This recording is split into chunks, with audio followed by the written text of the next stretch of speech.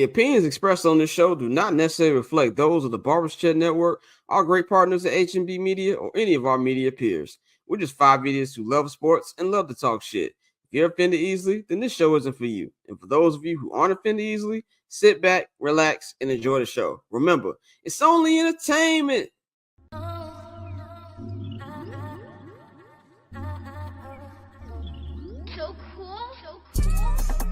Triple double hat trick, I know the code too. Ice tray, go for tray, yeah we cold too. Getting paper on these player haters, old news, money on the other line, so I'm not gonna hold you. Money on the other line, so I'm not gonna hold you. Money on the other line, so I'm not gonna hold you. Money on the other line, so I'm not gonna hold you. Money on the other line, so I'm not gonna hold. My agent just said we made 100 flat. Make it back and make it stack, this like no Steven Jack. Put my rings up in the camera like I needed that. Up in the air and at the rim is where I meet them at.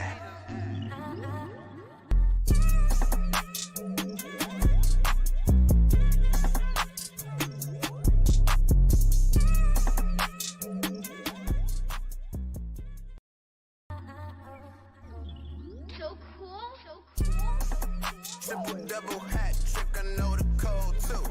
Ice tray, go for tray, yeah we cold too. Getting paper on these player haters, old news, money on the other line, so I'm not gonna hold you. Money on the other line, so I'm not gonna hold you. Money on the other line, so I'm not gonna hold you. Money on the other line, so I'm not gonna.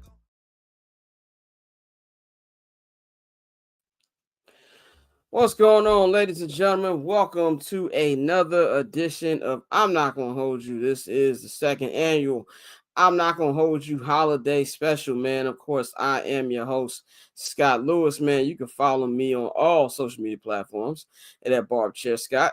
You can follow the Barbers Chat Network at Barbers Chat Net on all social media platforms. Subscribe to the Patreon, man. Patreon.com/Barbers Chair Network, man. If you are watching this on YouTube, you can take your phone right up to the screen. It will take you right up to the QR code, which you have the 4 different tiers, man. We've got the $10 holla, man, which is Barbershop Access tier. That will take you right to getting 25% off your first order on the Barbers Chair Shop. That is bcnetshop.com, man. And also follow H&B Media and that H&B Media TV on Twitter, man. Got a packed show for y'all today. We got a nice amount of guests coming on today. As you can see right on the screen here, man, we've got Jason Goff joining us today. We got Shakeia Taylor. We've got Chuck Inglish. We got my guy Blk Tray, Trayvon Edwards, and of course our man Larry's Legend joining us today as we're gonna recap everything that's going on last week in sports and just everything going on in sports in 2024 in general, man. But today we've got my guy Dante here, man. Dante, what's going on, brother?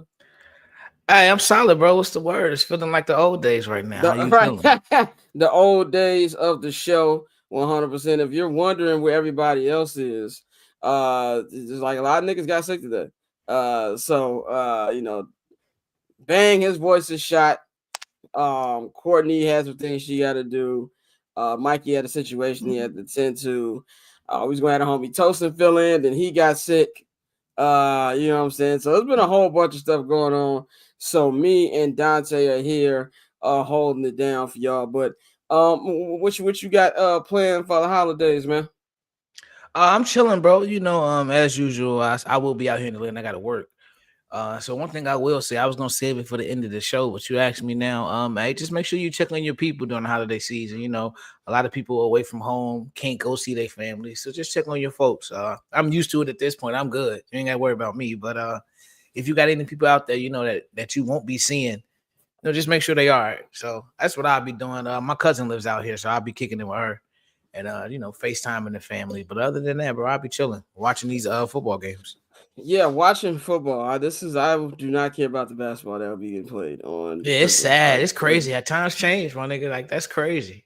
The times have changed. I used to really look forward to the NBA because the NFL never had that day. And even the couple times that you have the NFL, play games, it would be like because it was on a Sunday or maybe they had like a Saturday game. But now these niggas fully took the block. You got a couple games on this upcoming Saturday we're getting to, and of course you got the Christmas games, which I didn't really pay attention. It's the same 4 teams, just swapped. So Saturday you got Chiefs Texans, and then you got Steelers Ravens. But now on Christmas it's Chiefs Steelers, and then you got Ravens Texans, which I didn't even pay attention to on there, man. But we usually have like a family brunch that we've been having literally since like that's dope.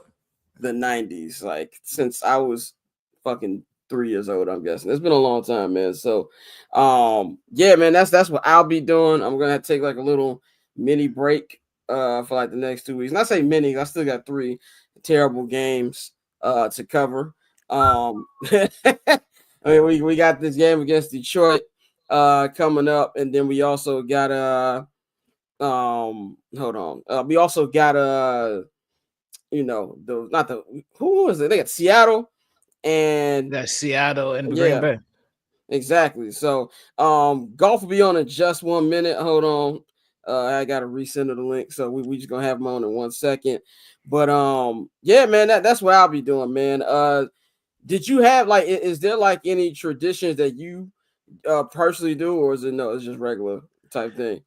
It's just regular. Usually back at the crib, my family gets together at either my crib or my aunt crib, and so like they'll exchange gifts, do the whole white elephant thing and whatnot. But it's really more so just about kicking it, eating, and that's something we've done. Like I said, like you said, since we were shorties. My grandmother passed away a couple years ago, but we've just continued the tradition, and that's something that's actually, like I said, the fact that I'm in Atlanta is one of the things I actually do miss. I don't get homesick often. But it's dope the fact that they still do it, every year, and they continue to do it. Yeah, I think that something with traditions. I think for me personally, it's kind of been to the point where it's like, I think my folks tell me, when you have kids, and it'll feel better again. Because right now I'm just like, let's just get the shit over with. Let's just get and and do all of that, man. So yeah, Jason Goff will be joining us in just 1 second, man. So. Apologize for the delay. We got a lot of people on here, so we're gonna be on that. But just quickly as we wait for him to come on, man, I guess we kind of gotta talk about the beloved. I just want to say this as we wait for Golf to join us is I want nothing to do with Mike Vrabel. I'm sorry, and we'll get into full detail later. But I understand Mike Vrabel's a good coach, but I do believe we giving him a lot of love just because he did a lot with trash, like. Because he had Ryan Tannehill, they beat him and they beat Tom Brady in the playoff game. It's all good. He finished 8-24 in his last 6-24 in his last 30 games. I don't want to hear about the hard hat, lunch pail, leader of men type crap. I'm personally tired of it. Like I want to see an offensive mind. That's exactly what I want to see, and somebody who can help Caleb from himself, I guess. You know what I'm saying? No, I feel you. I think it's one of those things where like people shoot him a lot of bail because him and the GM weren't on good terms. The GM traded AJ Brown. There's a lot of moves they made that Mike Vrabel didn't agree with, and so I think that's also why it's been so crucial with whoever we get to be head coach. A lot of people have talked about making sure the head coach and the GM are on the same page because if there's a disconnect there, that just leads to more issues with your roster. So I'm damn near anti everybody green. Not everybody. Everybody New England. Like I know Belichick is great, but like it's not too many people that have come off that tree and been successful. So it's like it's not like they have a track record of building teams. So I could see why you are hesitant on Vrabel. I'm still like I would give it a shot. But I mean, I put like if they hire him, I'm not gonna be like, oh, this is terrible. Yeah. But he's like 4th on my list right now. I just feel like let's just say best case scenario, he worked, and the offensive coordinator he hired is so good with Caleb that he goes to another team. Now we got to start over again. So, like, that's the problem I have, too. I want whoever is here for the long term with Caleb. Yeah, and I think that's why you would have to get, if you do go for someone who's the leader of men and he's not necessarily an offensive mind, you have to get a young offensive coordinator that's trying to, like, continue to establish themselves. Because, like, when Dan Quinn was in Atlanta, he had Kyle Shanahan, and Matt LaFleur was a QB coach, but Kyle Shanahan, was fresh off of Washington and really still trying to make a name for himself. And so he was here for a couple years, was the hot coordinator, and then bounced and got his head coaching job. So I'm with you. Now, do you want to bank on Vrabel hiring the right offensive coordinator? Because that's like you said, that's a whole nother and that's ballgame. an issue too, because like the Bears already have a hard time getting one coach hired right. Now we gotta make sure they get a whole staff right. It's just too much for me personally, and I hate when Bears fans get so excited about the culture. You have somebody yell at you. Forget all yelling. Like, can we put up points and win football games? Like, you can put up points. Like, Matt LaFleur ain't I heard he's an asshole. You know what I'm saying? Like, and that's something that I would like to see, man. So, but we've got our guest about to come on here right now, man. So we're gonna bring him in, man. This is a friend of the program, man. The one and only Jason Goff. If you guys are living under a rock and you don't know this guy, I don't know what to tell you. He is pre and post game host of Chicago Bulls for Chicago Sports Network, and he also the host of the Full Go podcast on the Ringer Network, man. Jason, how you feeling, brother? Scott Tay, what's going on, man? How you feeling? How y'all doing, man? Happy I'm doing great. To you and the crew. I see the hat. I see what you're doing. Feeling real festive up in here. Hey, I can't lie. You look like it. Thank you for the shout out on the pod, man. Definitely appreciate that. Definitely appreciate that, brother. But always love, bro. Definitely, man. We were just talking about the Bears coaching search, which I don't know about you. I cannot wait for the season to be over. Like this went from being the most anticipated season to, for the love of God, wrap this up. What's your thoughts, man, on this? I know you said stuff on the pod, but like, what's your feeling? Because last time we had you on here, we were talking about the hype coming into the training camp and how we should manage those expectations, and now we like, same shit. How you feeling? Yeah, it's easy to be jaded as a Bears fan, right? And I don't like being around there. Oh, it's gonna suck because it has to suck because we always suck. Yeah, I don't like being around that energy or validating that kind of energy. But when it's true, it's true. And after a while, I said this about Mitch, said this about Justin. Hopefully not say this about Caleb, but these quarterbacks don't ruin themselves. And this organization has been stuck and getting in its own way for a long time, and when you got big box stores running around out here, it's kind of hard to be the mom and pop shop. And I think that's how they've kind of gone about things to their detriment. And now you look at another cycle where you've got a front office and a coaching staff and a president who all are on different clocks contract wise.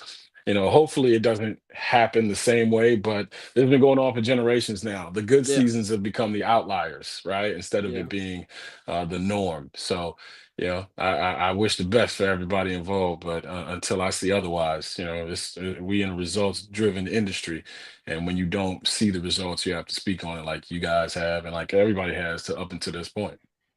Exactly. Go ahead, Dante. Yeah, definitely. But like you said, it's been Hey, what's up, man? What's going on, dog?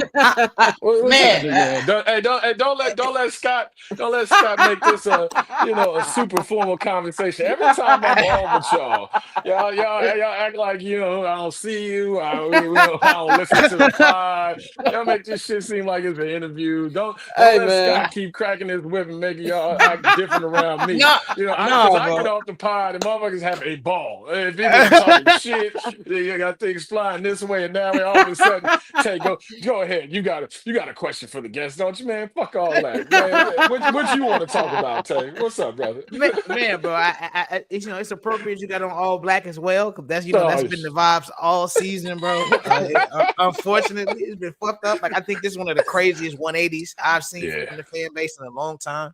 Like, because it wasn't even like a roller coaster ride. It was like from the Hail Mary to now, it's been just all downhill. Like, bro, tell them what it was like when we was in London, bro. Tell them what it was like when y'all did make the trip. Bro, we were in London. When I tell you, me and Scott, we went out for drinks after the game, and we see Bear fans in the bar with us. So we talking to them. We talking about Germany next year. Caleb look good. This is what we expected. Here we go. We about to go on a run. Good times. Talking shit about the Patriots. Oh yeah, we gonna smack them when we get back, and all this, that, and the third. And man, bro, shit got real. Shit got real. It got real. But one thing, even with the good shit, one thing that's been consistent is like Caleb has gotten a lot of hate. There's been a lot of people that it seems like they've been hell bent on hating him since he was drafted by For the sure. Chicago Bears, For even if not before that. What have you seen with that this season? And do you see the potential for it to change going forward? Yo, you know what it is, and I'll be honest with you. I truly, and I wasn't lying on the pod when I said it. Like I've kind of removed myself from a lot of the conversations that happen outside of like, you guys and the bigs and some other pods that I listen to nationally and locally. So I'm kind of removed from that echo chamber. So when I hear you say people have been going in on Caleb, I gotta be honest with you, I don't hear it because So one, you're I lucky. don't. Yeah, right, exactly. Like you guys, you deal with it on a different level. Like y'all touching the street, y'all on the ground, y'all go to the practices. I watch the games, hit people up that I know are in the organization or organizations around them that I know will tell me the truth. I don't. The Caleb thing, you know what it is? And I tried to get at everybody that listens to me on my pod, try to warn them. We all been around a dude who ain't really ever had nothing bad in his life. Mm-hmm. And then all of a sudden he get down and then you figure out, oh, okay, is he gonna handle this well or not? And all the things he never had to do for the bad ones, the ones that he didn't have that were bad, now you got to do something different for one that he thinks is bad. This city has been this city has been stepping on its own sail to crushing its own sail, to use a Tommy Boy reference, for a very long time. You fall in love, you say this is going to be the guy, this is going to be the guy, and then since we haven't gone through the exercise of actually watching someone become the guy because of either their lackluster situation or the developmental impediments that they have as an organization, you never really see it come to fruition. So we never seen a good relationship with a quarterback, and never. Even when Jim McMahon was the guy, Jim McMahon wasn't a great quarterback, right? But he At did what all. he had to do on Yeah. a team that was stocked and a team that was built in a different way in the 80s. We've never seen and never had to go through the growing pains of having a great quarterback or having a quarterback even be thought of as great. Like this is the first one.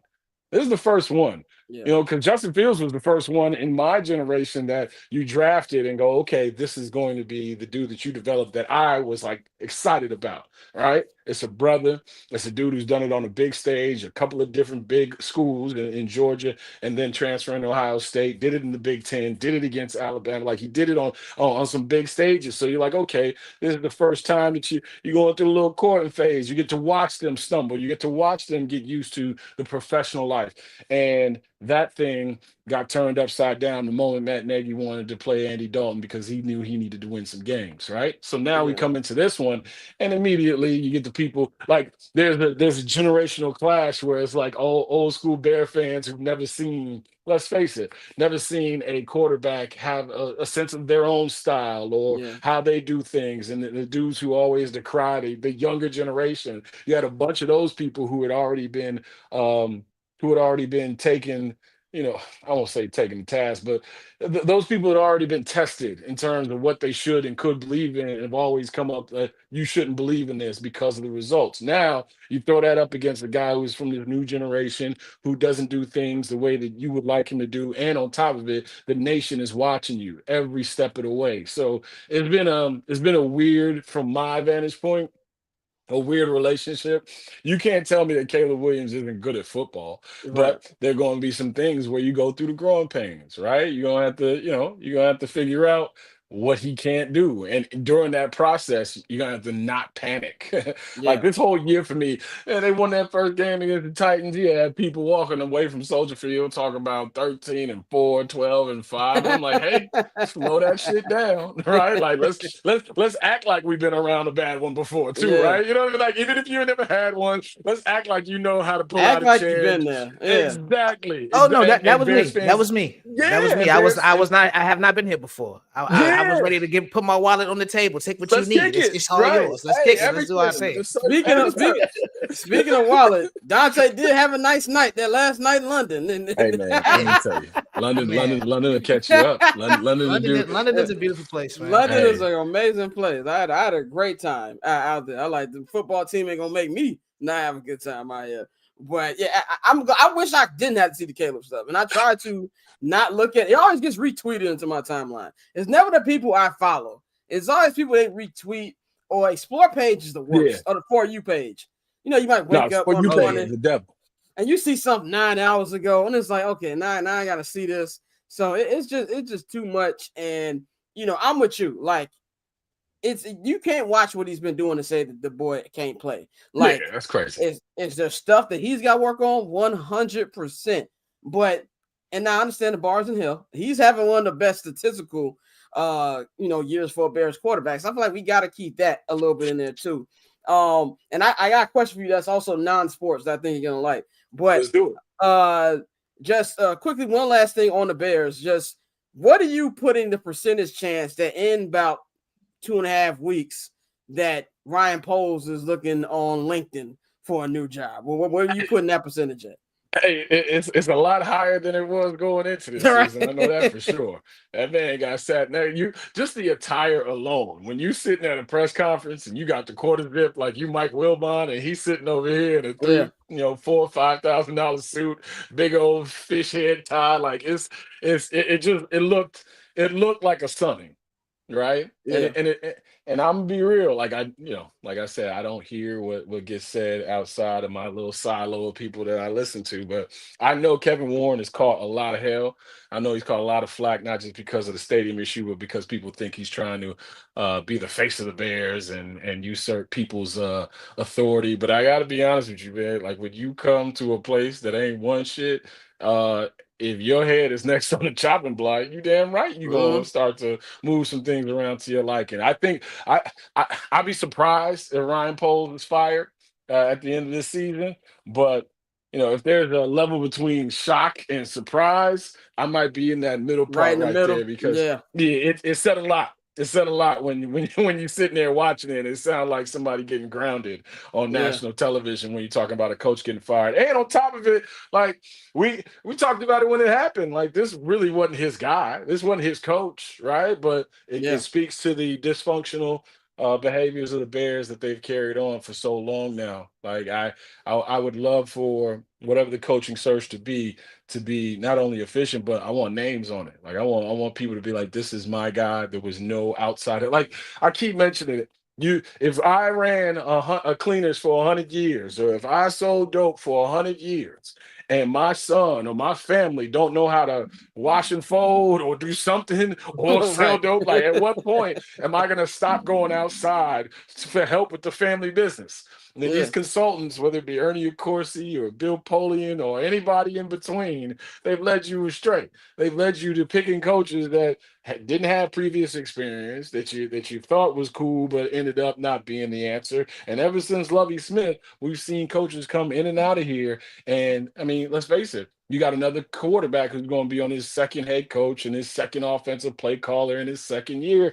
I mean, it's been documented, it's been detailed. So some of that lands on the organization, a lot of that lands on the organization. But at the same time, if you're Ryan Poles, you were in a position to take this job, and this is what you've been stapled with. So all of this goes on your record, right? Like we can't celebrate Darnell Wright and can't celebrate Jalen Johnson and some of these other dudes, the extension, I should say, for Jalen Johnson, without bringing up Chase Claypool, without bringing up Nate Davis, without bringing up, covering it in totality. Like nobody's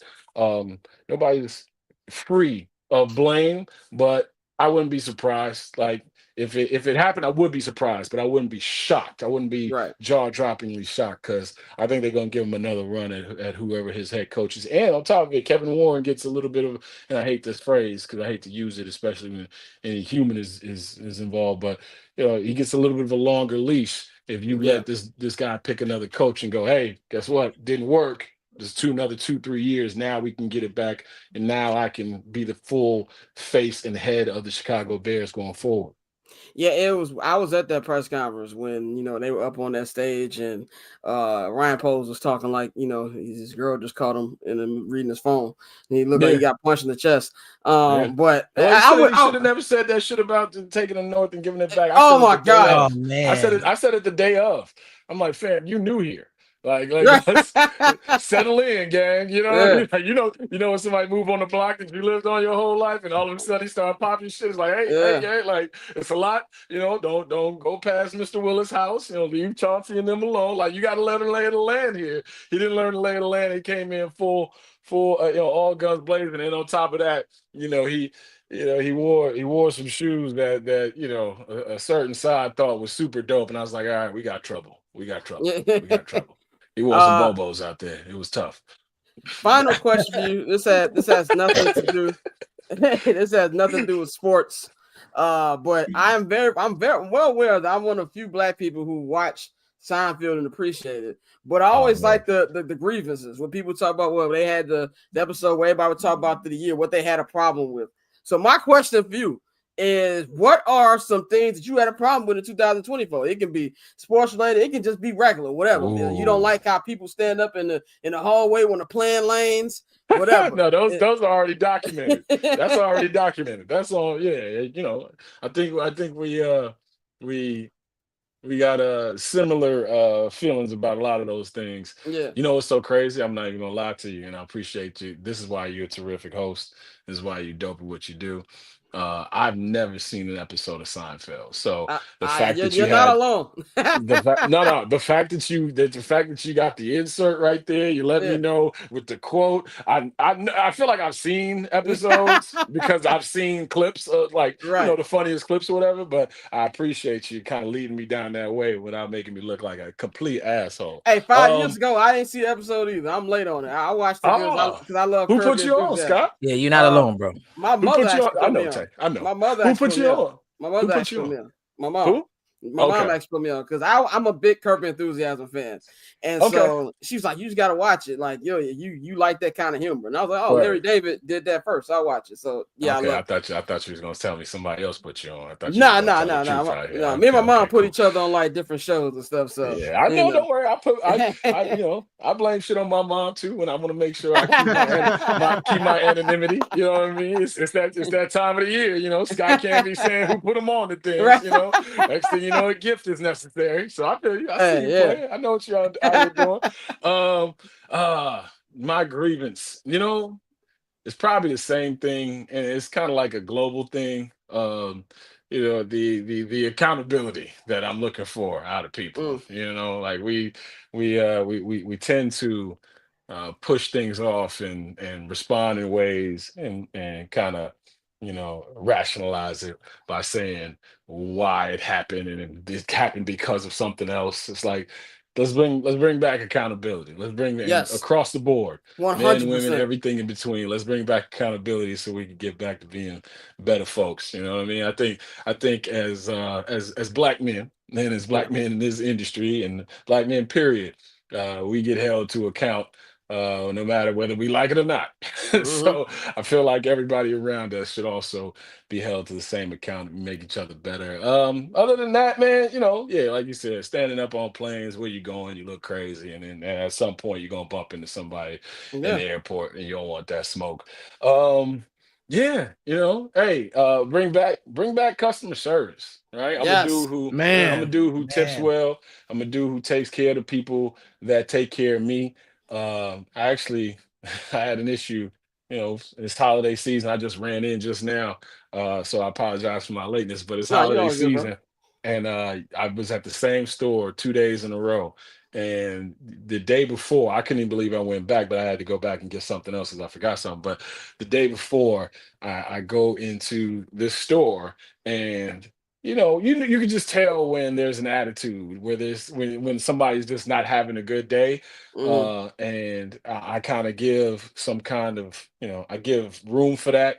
But after a while, this person kept showing me that they really, really didn't care to help me, and she started rolling her eyes, and then she got on the phone on me, and I'm like, hey, Oh, I'm the customer here. So then when somebody else came and helped me, she stormed off and she made a big huff of it, and I was like, hey man, just bring back customer service. yeah.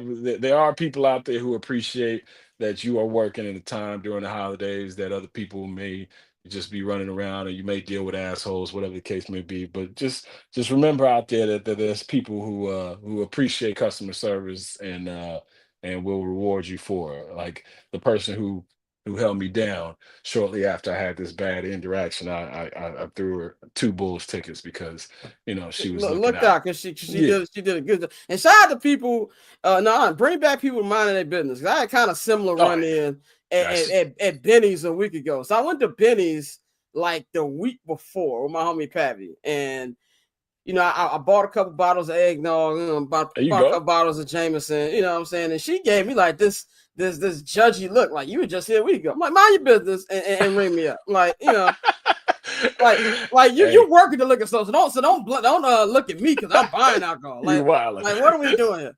So, Hey, but I tell my wife all the time, man. Hey, minding your business could save your it's life. key. It's definitely key. Man. It could But save your life.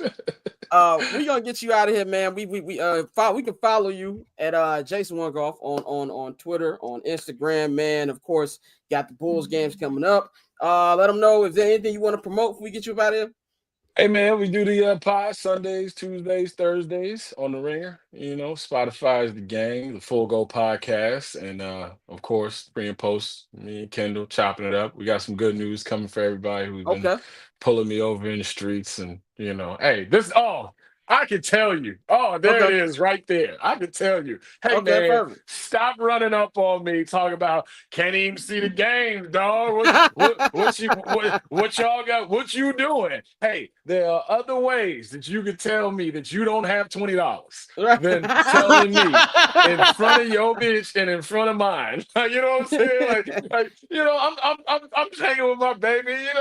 We kicking it. I got my son with me. Dog, love what you do. Ain't been able to see you the whole year. I'm like, Right, hey, love what you fam, do. I am trying to get a chicken parmesan right here. Right. So yeah, please. And for those who have not run up on me, hopefully here in the new year, we're gonna have some good news for you. So yeah, stop Definitely. running up on people, Stop telling them running what on you them in the can't do. street. Exactly.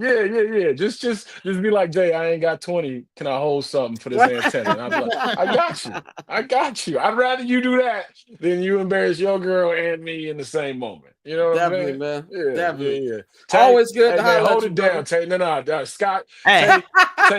Scott getting too much money now. Okay, so like let's I ain't got no start money. to What money regulate. Mitch say? I ain't got Yeah, no Hey, you let's money. see start. the you see the glasses are a weekly thing Oh, now. At okay. first they Oh were just yeah, no, victory I know. glasses. Oh, Now he I just know. got the Hey, shades on. listen. That's just his thing. Blind people and assholes, and he ain't blind. That's my man. You getting that bread? I see you. You know what I'm saying? You ain't worked this hard to stay the same. I know. Don't worry. I can't wait to read the blog. Y'all two talking shit about each other 5 years from now with the breakup. I can't wait. That's Y'all be Hollywood Scott. smooth, man. All right, Y'all brother. be Hey man, be smooth. Appreciate easy. you. Love. Yes, sir. We're gonna bring our next guest in. We gonna keep it rolling here on I'm Not Gonna Hold You Holiday Special. We got another heavy hitter joining us right here on the show. We've got the one and only Shakeia Taylor. She is with the Athletic now. Like we should Getting stand up money real out. quick. Yeah, right, Hey, exactly. hey. Jason talking about us getting money. No, she getting money. She getting money. And you can follow her at Curly Fro on Twitter, man. Getting tuned everything she's doing. Got a real nice article we just put up on Shakeia Alexander and the NBA Cup that just happened a couple days ago. How you doing, my friend? I'm great. I don't know if y'all can see, but I'm in Miami right now. It's 80 Oh, okay, yeah. degrees. I'm doing great. Yeah, doing good. They ain't got to deal with the cold weather and things like that. So I was like, oh, definitely. it snowed at home? I had no idea. I used to always doing that in LA, like, it's a nice 85 degrees out there. Y'all in a snowstorm. But you just came back from Vegas. Before we get to that, just tell me, how does it, going from Chicago Tribune to not Athletic, you did a lot of baseball stuff over there. Now you're moving on to the NBA. What's been like the biggest part of the transition?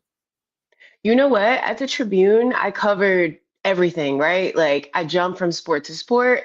At the Athletic, I'm just focusing on the NBA, which is really cool. But also, like, it is wild to me that I am now colleagues with some of the biggest names, of writers in the game. And so being able to pick their brains and ask them questions and get tips from them and just kind of find out how they do things has been really, really dope. Definitely, and you know, I know me and you were talking too about like how you know the differences as well. You know, with the in the NBA media compared to other medias. What is something that being out there in Vegas with the NBA Cup that you enjoyed, and what was like the vibe like being out there? There was a lot of discussion about it was kind of dead and things like that. What was it like for you being there?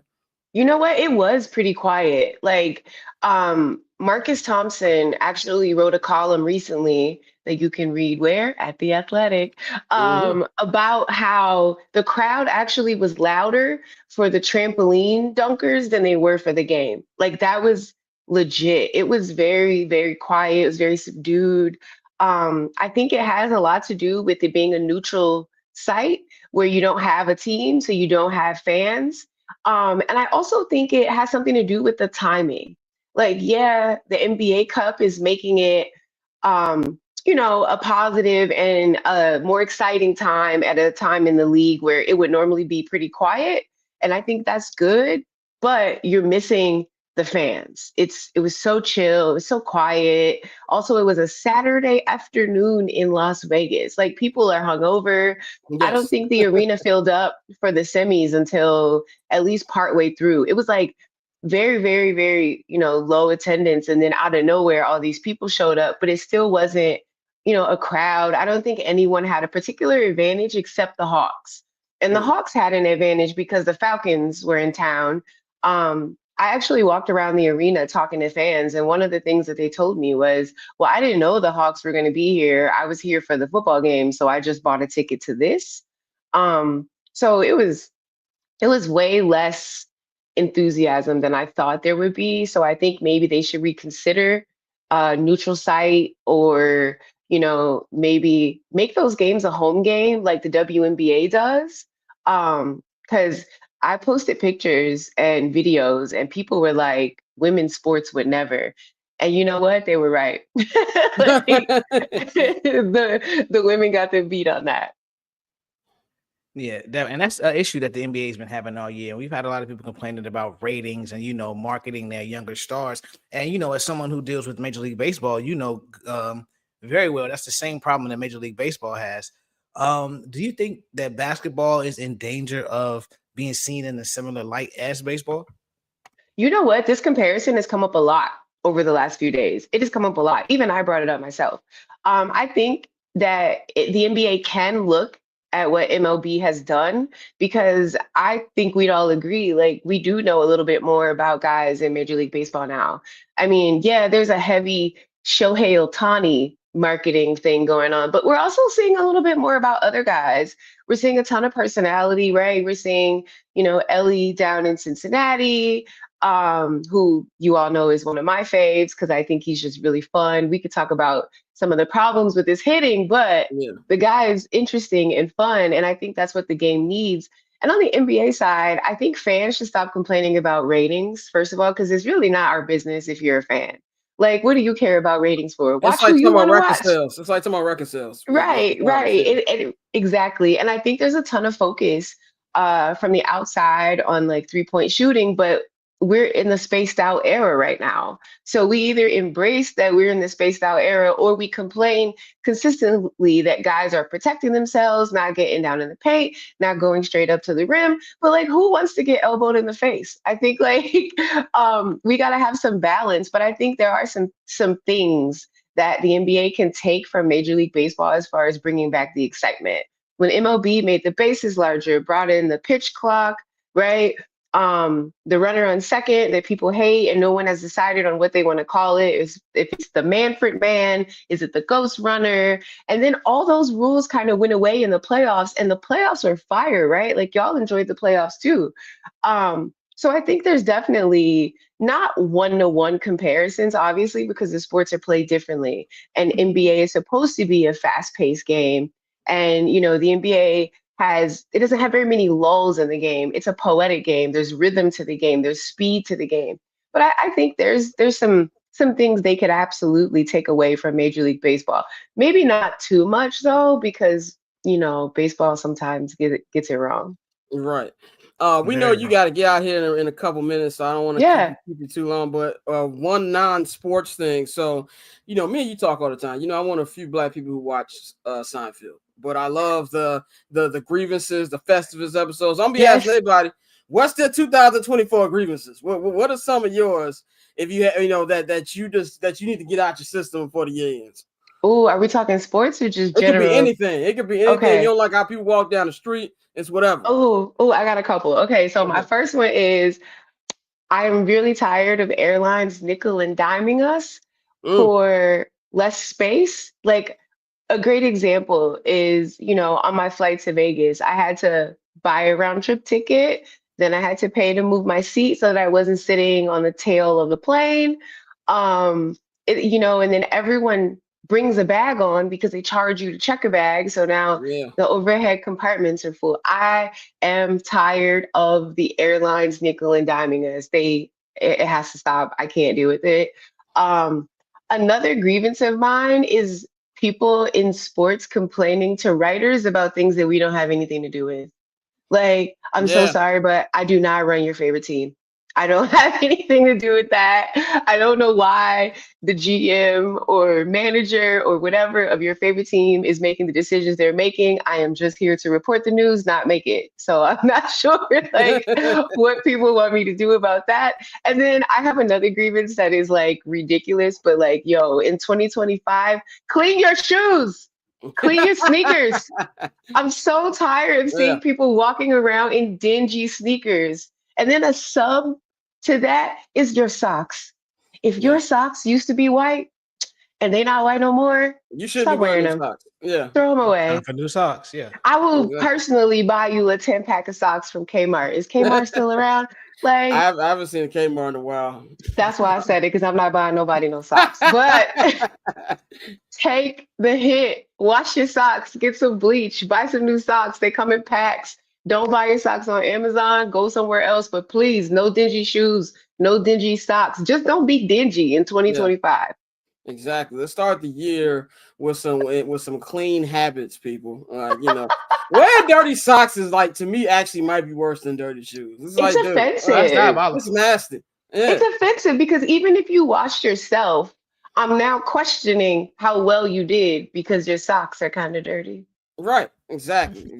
So, Shakeia, let them know they can follow you at everything you got going on before we get you up out of here. You can follow me at Curly Fro on Twitter. I also have the same name on Blue Sky, which I have decided to call Blueski because it sounds so much more fun. Yes. I am on Instagram at A Little Bit of Dope, and absolutely subscribe to The Athletic. I believe you can actually, once you subscribe, check my name and keep up with everything that I write and things that I have going on there. All right, that is Shakeia Taylor. I will holler at you, my friend. Have a great time in Miami. And I'll holler at you and holler at you. Probably tomorrow. Bye. Thanks for having me. All right. Easy. Before we bring our next guest in, I just want to talk about the Sammy Sosa thing real quick. It's been on my heart. God. Now, y'all know I'm a former White Sox fan. I've taken my 10-year Los Angeles residency, thrown on a card and saying we're going for the Dodgers. But I was a big Sammy Sosa guy. I don't think you could have lived in Chicago, whether you were a Cubs fan or Sox fan, and not love Sammy Sosa. So in order for him to come back and be around the team, he had to admit his role in steroids, which he didn't really admit, but he kind of alluded to it. I think it's bullshit. And the reason I think about it is, first of all, I hate the holier than thou thing that the MLB has, especially the Cubs. If you look at Cubs attendance at Wrigley Field prior to Sammy Sosa and after Sammy Sosa, it's worlds apart. And if you're going to condemn him for what he did, condemn yourself and give back all the money that you made during that time period. And that to me is why it's BS. I get why Sammy did it, because I guess he wants to come back home to the Cubs, wants to be back around the organization. But Ricketts wasn't even there, dog. And to me, it just comes off real racist too, where white people want you to make sure you're clean before you come home to do certain things, man. But Dante, what do you think about the situation? Oh yeah, it was disgusting, bro. It really reminded me. I know, obviously, it's different situation, but it reminded me of when the PGA made Tiger Woods apologize. It's what the fuck are we doing here? You're talking about a man who like legit saved baseball. Like that was one of the most exciting times, and still is one of the most exciting times in the history of the game. And this is something that Bob Costas has said, and me, you, and Scott, we both said it. You can't sit here and bank all of that money, all of that revenue, and you didn't give any of that money back. But you sit here and want to chastise certain players and pick and choose who you want to punish. And in Sammy Sosa's case, like you said, he is one of the greatest Cubs ever, one of the most popular Cubs of this generation. It was no reason for them to treat him the way that they treated him. And so for you as the Ricketts to sit there and say, all right, you got to come kiss the ring. And then as soon as he makes the statement, you immediately release, okay, we're going to invite you to Cub Con. We're going to try to get you in, I know it's last minute. It was ridiculous to me. And but that's something that Sammy wanted to do. Like you said, he didn't flat out say I took steroids, but he alluded to it, something that, we all know he did. But I just hopefully they can put this behind him. And he is one of the greatest athletes in the history of Chicago. So seeing him back in the fold, that'll be something I know Cub fans will enjoy.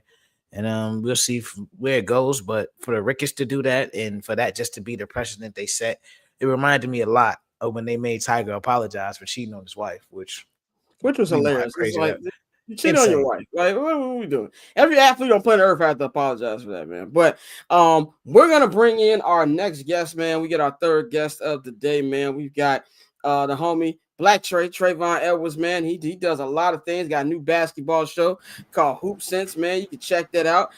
Since the last time you had him on, you probably heard his voice on the Jason Tatum commercial when he won the NBA Finals, man. Doing big things. Trey, how you doing, bro? What's up, man? Why you got them glasses on? You Hollywood as hell now, bro. This ain't getting money.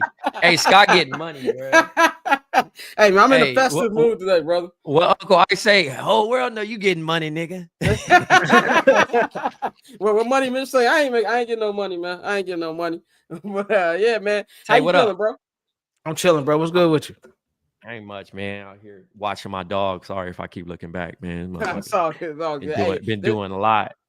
Usually my dog makes a cameo with the loud noises he makes from barking at the mailman. Like they got like some type of beef. Like he can smell that nigga down the block. But yeah, man. Let's talk about the new show you got, man. Hoop Sense. You're doing more on screen content, man. Tell us about that. Yeah, man. So I got a show off Count the Dings, my network, with my co-founders. I just wanted to go in studio. Been doing podcasts for a long time and wanted to like try something different. Obviously, I feel like Roddy Ricch, man. The pandemic kind of killed my momentum. I had a good thing going. We were selling our live shows. We was, being the podcast kings that we were. Mm-hmm. And then everybody just kind of leapfrogged us. So we had to, hit a timeout and call a new play. And the new play was pretty much, to go in studio and do our thing that way. So we also got Pack Your Knives that's in studio as well. We launched that episode like a week and a half ago, maybe 10 days. But Mike Zakarian, I low-key kind of reached out looking for potential co-hosts, and I got spammed by his whole community. And he'd been doing his thing for a minute. And we did a test run, and the chemistry was there. And sometimes you just gotta get a white person, you know what I mean, for people to tap in. So it worked out. But nah, just all jokes. Mike is great. And it's been cool, man. It's been super receptive. It's kind of weird because you've been doing this thing and everybody else has been doing their thing on podcasts and we're killing it. But sometimes it's something about those vertical videos that make people pay attention a little bit more and some captions. Yeah, exactly. And Dante, who we kicking off to get our white guy? We kicking Bang out? I think we're gonna kick Bang out because Bang didn't show up to work today. So we can't kick him out. Because Bang is a good plug himself. We want to just slide somebody. You gotta get a rotation. We kicking Mikey out. Somebody gotta go. 6 is a crowd, nigga. Like that's Hey man, you get a white co-host, man. They start listening, bro. Right? Exactly. Who we got? We gonna have Courtney and Mikey play rock paper scissors. Best out of 3. Who stays? But yeah, man. Let's talk some NBA. Last time we had you on, man, it was right before the NBA Finals. We were talking about the Celtics and things like that, man. And it was actually funny. Like, can you tell us like how did the whole Jason Tatum commercial thing happen? Because that kind of was something just as soon as they won, I was like, hold on, that voice sounds familiar. Like I know this guy. I mean, it's crazy. When we were on, we were bashing the Celtics the last time I came on your show. We definitely were. So it was crazy. But I work at an advertising agency, White and Kennedy, and we got tons of creatives. That's not my role anymore to write commercials and things like that anymore. But I was in town and they were looking for voice actors. So they was like, "Yo, Trey, would you do it?" Now I don't get no royalties from it because I work for the company, so it's like a conflict of interest. But I was like, I'm gonna just throw this. I'm gonna throw this joint out. I'm gonna throw this joint out. You know what I'm saying? And just try to build a resume. So I was like, all right, I'll do it. And I did a couple reads, and they was like, "Yo, this shit, this actually works." And Jordan approved. I did another one though. I was going hard, and Jason Tatum was like, "Nah." He was like, "Nah." And actually, when it went live, it aired, right? Yeah. I posted the version that I wasn't supposed to post. So the actual version that, you know, I was like, "Yo, your son," I'm going hard, like, "Your son better than you." Like, you know what I mean? Like, I'm just going crazy. And they was like, "Nah, take that down." So I ended up taking it down or whatever. But shout outs to the Jordan brand, shout outs to Jason Tatum. I'm glad that he was able to get one. I want to say he need to thank me and Scott. You know what I'm saying? Yeah. We motivated that boy. motivating, exactly. But yeah, like a line, man. You know, I was arguing today about how Jason Tatum doesn't get the right MVP love that he deserves. You know, I seen something like Jokic is on top, man. Not to say like I'm getting complacent with Jokic, but that team is not number one in the West. Yeah. The team is not the best team in the league, and we shouldn't penalize great players because they have good teams or they're surrounded by other people. You know what I mean? You still got to score in these things. And Jason Tatum averaging 28.5 and being number 5 on the MVP ladder just because he doesn't play fourth quarter sometimes, or you know, he's not consistently trying to score 50. Right. That's not how this works. We reward winners in this league. And we kind of lost that once we started to, you know, kind of play into those things of like giving the Russell Westbrook triple-double season, which was amazing. You know what I mean? And Jokic is averaging a triple-double right now, if I stand corrected, but they're just not winning games. So yeah, they out here fighting for their life against the Portland Trailblazers. Yeah. But I'm gonna tell you what I told Waz. I'm like, man, I need to get on TV too. I caught Waz in the middle of the Black Quarterback documentary. I was like, hold on, I know this guy. You know what I'm saying? So yeah, somebody get me on TV, man. I'm here. Get Top on the phone. Yeah, get Top on the phone, man. Yeah. But let's talk about the new NBA All-Star format, man. I want to get your opinion on this. My personal opinion on NBA All-Star is it's not the game that to me is the issue. It's the effort that's the issue here, man. So, you know, you got there's going to be, you know, honorary general managers. You know, it's going to be Charles Barkley, Shaq, Kenny, Candace Parker. The 24 selections of the All-Star will be divided into a player team. And it's also going to include the Rising Stars champions. And it's basically going to be a tournament, you know, between the teams. And, you know, the winner, you know, basically first team to surpass 40 points, all that. You can see it up there. To me, I don't think it's really going to change much because it's not going to change the attitude of the players or wanting to give more energy. And I'm not somebody who's super nostalgic to the point where I'm going to be like, oh, every All-Star game was competitive front to back. No, but I always got the fourth quarter. Like I at least always got the fourth quarter of both teams carrying and bringing that energy. You know, we heard LeBron's opinion this week. He said the same thing. Like, you know, I don't really think that's going to change much. KD said he hates it. What's your opinion on a format? And do you think that just the All-Star game in general was lost? I don't. Selfishly, I don't want to let it go, and I also don't want to bash it publicly so that we do lose it and it becomes a Pro Bowl. But I will say, technically, this quote unquote All-Star showcase is bad. It's not great. It's more of a high susceptible situation for players to get hurt. You know, and this thing, fans have also lost the plot of, hey, this is all for fun, whether you competitive or not. And like last year, all the 3-point shot attempts made it boring, but no one got hurt, and that's the main goal. Guys are even considering like not being all-stars so they can get the 5 days off. You get what I'm saying? Like it's to that point now. But I think, and I had this conversation with Bomani this past week about thinking about incentivizing defensive players, incentivizing like literally showing, instead of the skybox up at the top, not the skybox, but the Jumbotron, have cash visible. Like, you know, like a clear piggy bank or something. Oh, you mean like kind of like Money in the Bank from WWE? Yeah, right. So just have it, like, you know, whatever the stake is, and players like money. You know what I mean? Like that's the same reason why players are getting up and playing for a trophy, the Emirates Cup, that doesn't affect their record. You know what I mean? 500K is 500K. So I think if they got that purse up to like $1 million, not even 750, or we incentivize the best defensive player or incentivize the player of the game, like to a point where it's really worth their while, they're going to play hard because they want that bread. You know what I'm saying? Like, that's the thing. It's sad, but like money moves everything. I mean, you know, I was working with the McDonald's All-American guys, and I remember Derek Whitehead in them year, Keontae George, etc. And like, these kids are nice. Like, they're in the NBA now, but like, I had to basically say, hey, who's going at who? And they was like, you know, and I'm like, dang, like, I would be like, he number one? Okay, I'm taking his head off. It was not that vibe at all. It was like, we all getting paid. We all here. I really don't even want to be here. That's the vibe. And I think that's just kind of the too coolness, and not like, there's no like specific pride added to All-Star anymore. You get what I'm saying? I feel that's also kind of probably like, I watched Starting Five on Netflix. When I went to London in October, that was a long ass flight to London, and I just went through the whole season. And I'm like, a lot of these players don't have personalities. You know what I'm saying? Like, you know, where that might carry on to the court. Like LeBron and Jimmy were like the only ones on there who had like personality.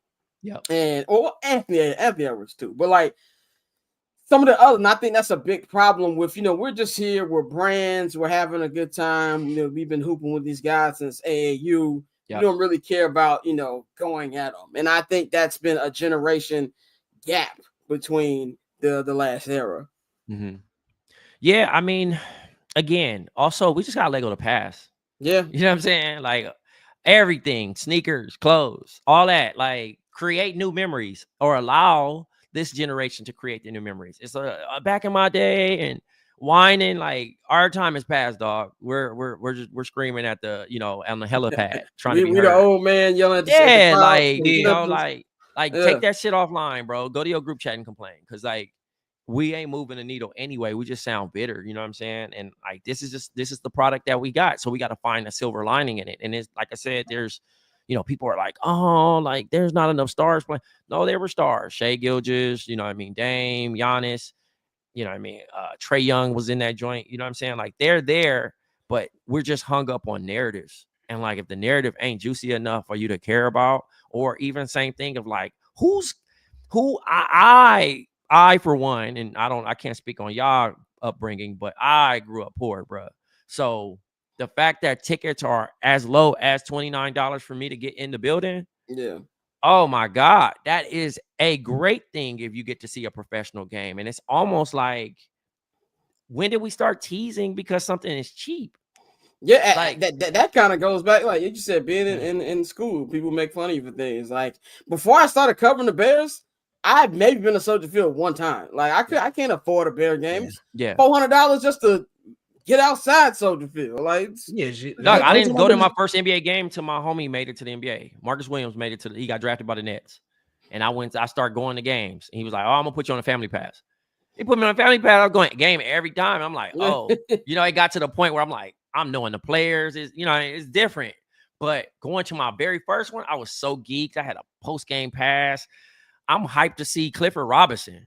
Like, you know what I'm saying? Like, Uncle Cliff, you know what I'm saying? Rest in peace. But like, it was crazy, you know what I'm saying? Like, but we got to get back to like actually just appreciating stuff. You know what I mean? Like, everything's just too cool and normalized, bro. Like, anything you look at, you're just like, Like, Yin Yang Twins performed at my company party last night. I was hyped. I saw it on your IG. I was hyped, dog. Like, I'm like, dog, let me take my cool shades off for a second and just really enjoy this moment, because I can't act like this normal. I know I'm around people all the time. Shit, even people look at me crazy now, like, as somebody, and I'm still just the same old Trey. You know that. Go ahead, definitely, bro. It's funny, you know, we talk about, you know, the perception of the NBA and like the focus on narratives and everything like that. And I feel like that's boiled over into the viewership problem. Now, one, should people even be worried about the ratings? Because I feel like this is something that come up, you know. No, if you don't work for if you don't work for no cable company, if you ain't one of the analysts getting paid, getting that chili, you just need to shut up. You know what I'm saying? Like, it's just a conversation. And the thing is about social media, I'm a part of social media. I need these topics because we are podcast hosts and we talk about the thing. We really don't compare we don't get off air and complain on our free time. We're watching just like you. So as you complain about these things, when did you ever compare? It's like analytics, bro. When did I care about Iverson taking 29 shots? When did I actually care about if somebody, you know what I mean? Like record sales really didn't matter. I did not care about if somebody went gold or plastic if it was something I truly enjoyed. I didn't know nothing about it till 50 Cent started calling himself Curtis in the Scope Jackson. You get what I'm saying? When it I was like, oh, that's stuff, what sound scan is. I didn't know before then. Yeah. Like when we start talking about viewership and all that other stuff, like that's just stats. That's ego stuff for arguments. You know what I mean? See, I knew that's like digging through a trash can to find a problem. No one is. I'm not watching the game and saying, "See, man, we got to turn this shit off by the end of the first quarter because they only got 16% viewership." What? Could you imagine if they had a viewership rating? Each quarter? That would be terrible. Yeah. What? That would be terrible. Quit fronting on the internet like you truly care about the actual viewership numbers. It's fine. Yeah. I do understand. I do complain about the 3-point shooting because a lot of people can't shoot. You know what I'm saying? I'm watching Dylan Brooks shoot and then kind of do this, like a lean after he shoot, like, damn, I hope it go in, or I shouldn't have shot this shit. Like, we got to get back to shaming people for who got bad 3-point percentage and can't 100%. Really shoot. You know what I mean? 100%. It's like now coaches is like, hey, if you're open, take that shot. Yeah, I think that too, NBA Cup game, the Thunder should not have been like 4 for 22 from 3. Oh my goodness! Like I thought it was a typo. I was like, there's no way they're shooting 13% from 3. Like what is going? That's my biggest issue. I think with the viewership, I'm with you. Like when it comes to viewership numbers, when it comes to record sales, as long as I like what I'm watching, it's not a problem. But I do kind of feel like the interest level with the NBA. I don't know if it's just the Twitter bubble and things like that, but you know when you that's see just the 1%, bro. It's the 1%. About this, to me, this is why I think too, just the way people watching it though, because I know people who are younger than me and they won't even watch the House of Highlights. They're watching like the short format, like we just talked about. And not that maybe the NBA is ahead of the curve with the way sports is going to be covered. It's just interesting when you see the NFL numbers rising. Even somebody like Major League Baseball is, as much as people don't really care about them, even their numbers kind of jumped this season. So that's to me where it's like when you talk about like a business conversation, the average fan don't care about that. But to me, do you think that there's anything do you think forget the numbers, do you think the interest in the NBA is low? I just think fans don't respect basketball. And what I mean by that, they don't respect the craft of it. It's become so simplified. Me and Evan Turner just had a conversation on Monday about how shout out Chicago legend Evan Turner. He could retire and still get sent to the end of the bench despite him playing in the league. You get what I'm saying? When somebody who probably was like an ex-teacher, right, an ex-cop, could become an assistant coach or a referee or whatever it is. Like the NBA is really truly the place where you can live out your dreams. You can't do that shit in the NFL. You can't do it in the MLB. You can't do it in the NHL. You know what I'm saying? Like there is even when you look at the game shows, right? When you do the NFL red zones and all them joints where there is no, I didn't play. You look at those resumes, those dudes are literally studying game film. I cannot break down football like I break down basketball, but I actually played. I played college basketball. I'm saying, again, I'm the greatest basketball player of all time. I have high IQ. I was a point guard, pass first. I came out at a different time. But at the end of the day, at least I played if somebody called me out and said, oh, man, like, shut up. You know what I mean? Right. I played. I've earned the respect from these guys that made it to the next level. I played at one point in time. But then you go in here, and again, I'm not saying, hey, if you didn't play college basketball or high school basketball, you shouldn't cover the game. But it's just the fans look at it as, hey, I can nitpick a person's game because the analysts do it the same way. And they can't do the things that the athletes can do. They're great at writing. They're great at doing this thing that we're doing, but they can't do the thing. You get what I'm saying? So it's harder to digest in a thing of like, seeing basketball as a complex sport. If you are in an NBA game and don't know schemes, basketball has about 5 plays, and this is an ego thing for coaches, right? They say, okay, you're gonna slip, we're gonna do this, you're gonna screen here, but it's all the same play. They just have different actions, different right? variations, Yeah. But as you get into the NBA, there are different ways how you have to be, like, you know what I'm saying? Like the game, but we've made the game to a point where everybody 1 through 5 shoots threes. I like Wemby, but I don't like Wemby shooting 8 threes. I think it's cool. I think it's cool that he can do a step back, but like, I'd rather you just dominate and get 50 and down low. You know what I'm saying? Like, because that is your, you know what I mean? Like we all got them people where you play against on Madden and you say, hey, you can't beat me on the long ball though. All you do is run. All you do is run. You know what I'm saying? You ain't gonna throw the ball. And then you throw it and you pick it and you like, yeah, stupid. You know what I'm saying? That's how it is for a big taking a 3 now.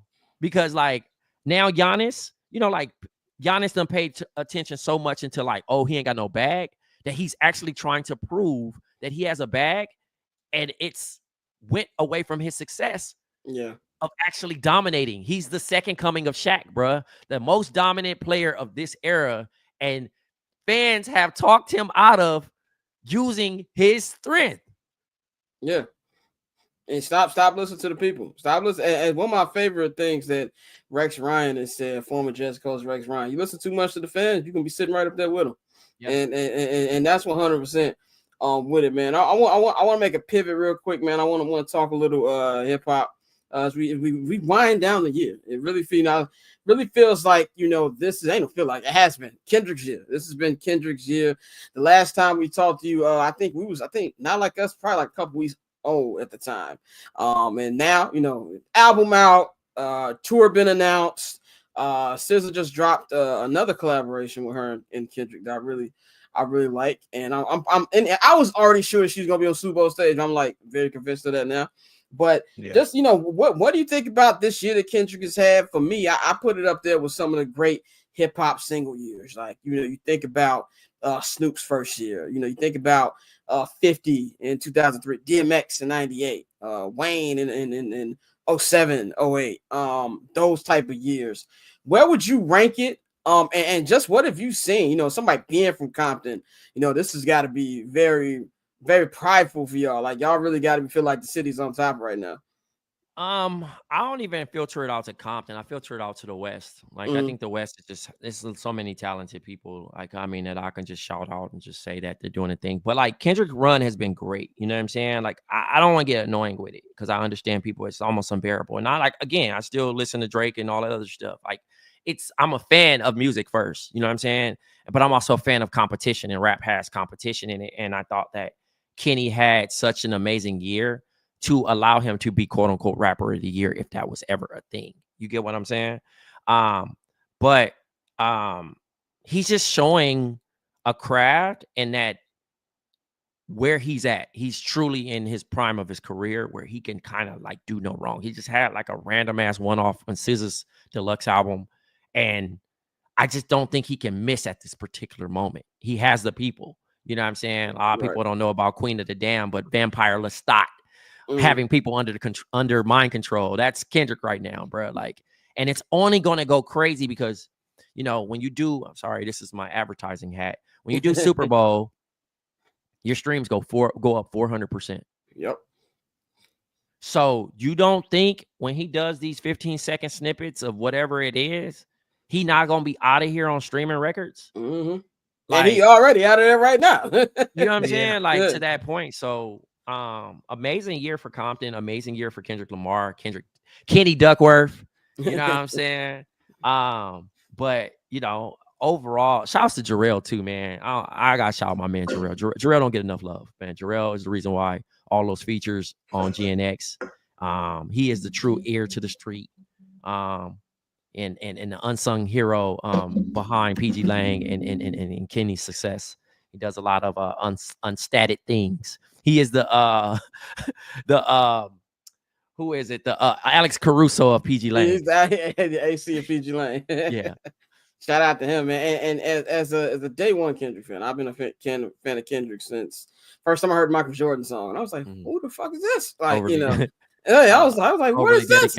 Overly dedicated. I've been a fan since, and it just, as somebody who last 2-3 years, there's been a lot of stupid takes. Crazy thing about it, Schoolboy still wasn't rapping yet.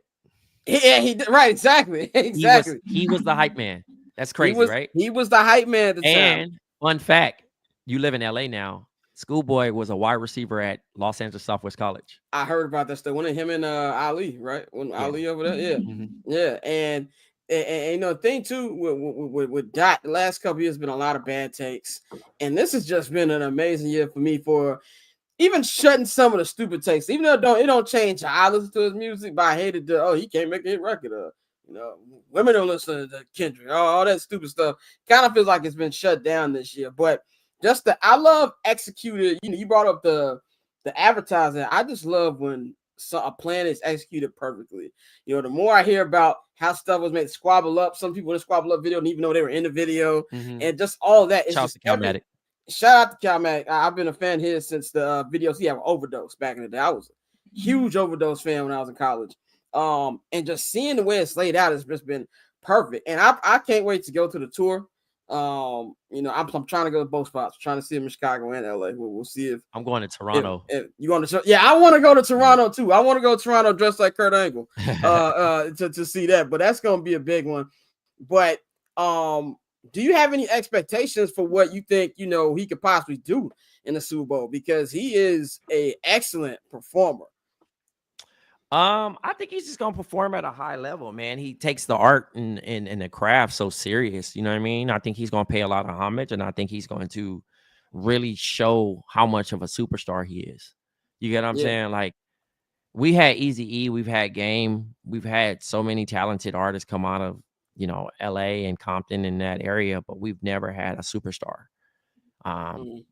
Snoop's from Long Beach. Again, a lot of people treat Long Beach like it's LA. It is Long Beach. It is Long Beach. It's a different world. Long Beach. You know what I'm saying? So the fact that Snoop is the most recognizable face in hip hop from Long Beach is crazy. You know what I mean? But for Kendrick to do what he does, one of our biggest superstars. He's kind of like, honestly, you know what I mean? Again, he ain't won no championships, but he's like James Harden, bro, for us. Because James Harden's from Eastside Compton, and James Harden is one of the most decorated players we've ever had come out of our city outside of Tayshaun Prince and Paul Pierce. You know what I'm saying? Like, Paul Pierce from Inglewood, but you know what I mean? Like, think about all the players. Shouts to Quick. Yeah. Shout out to Quick. That's my GOAT, by the way. Shouts to you, Derek. Yeah, Quick is one.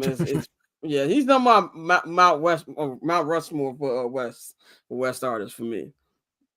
But yeah, man, like, shouts to Kenny, man. He gonna kill it. He gonna do his thing. I'm curious to what Dave Free has up under his, in his portfolio for him to go off, and I'm sure they're gonna have another bigger marketing thing. And then also stay on the lookout for Baby Keem. He in the studio coming soon. Shout out Baby Keem. One last thing, man, before we get you out of here, man. It is the end of the year. I want to talk about grievances. Like I've always said, not a lot of black people watch Seinfeld, but I did, and I love the grievances episode where everybody would talk about what they hated from the year. So is there anything you have problems with? Anything got to be sports.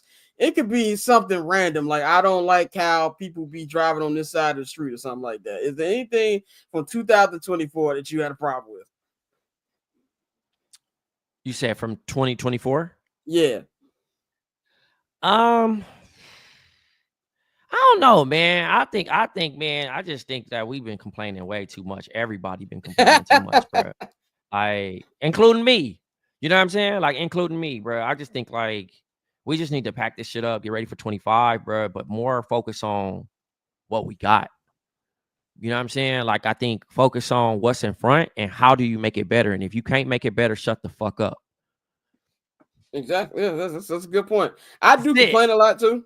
I think the average everyday thing annoys me. No, but you cover a sport, so it's different. Yeah. You know what I mean? Like, your job is to critique. You know what I'm saying? But as a consumer, shut the fuck up. TV, music, because that shit's hard to do, bro.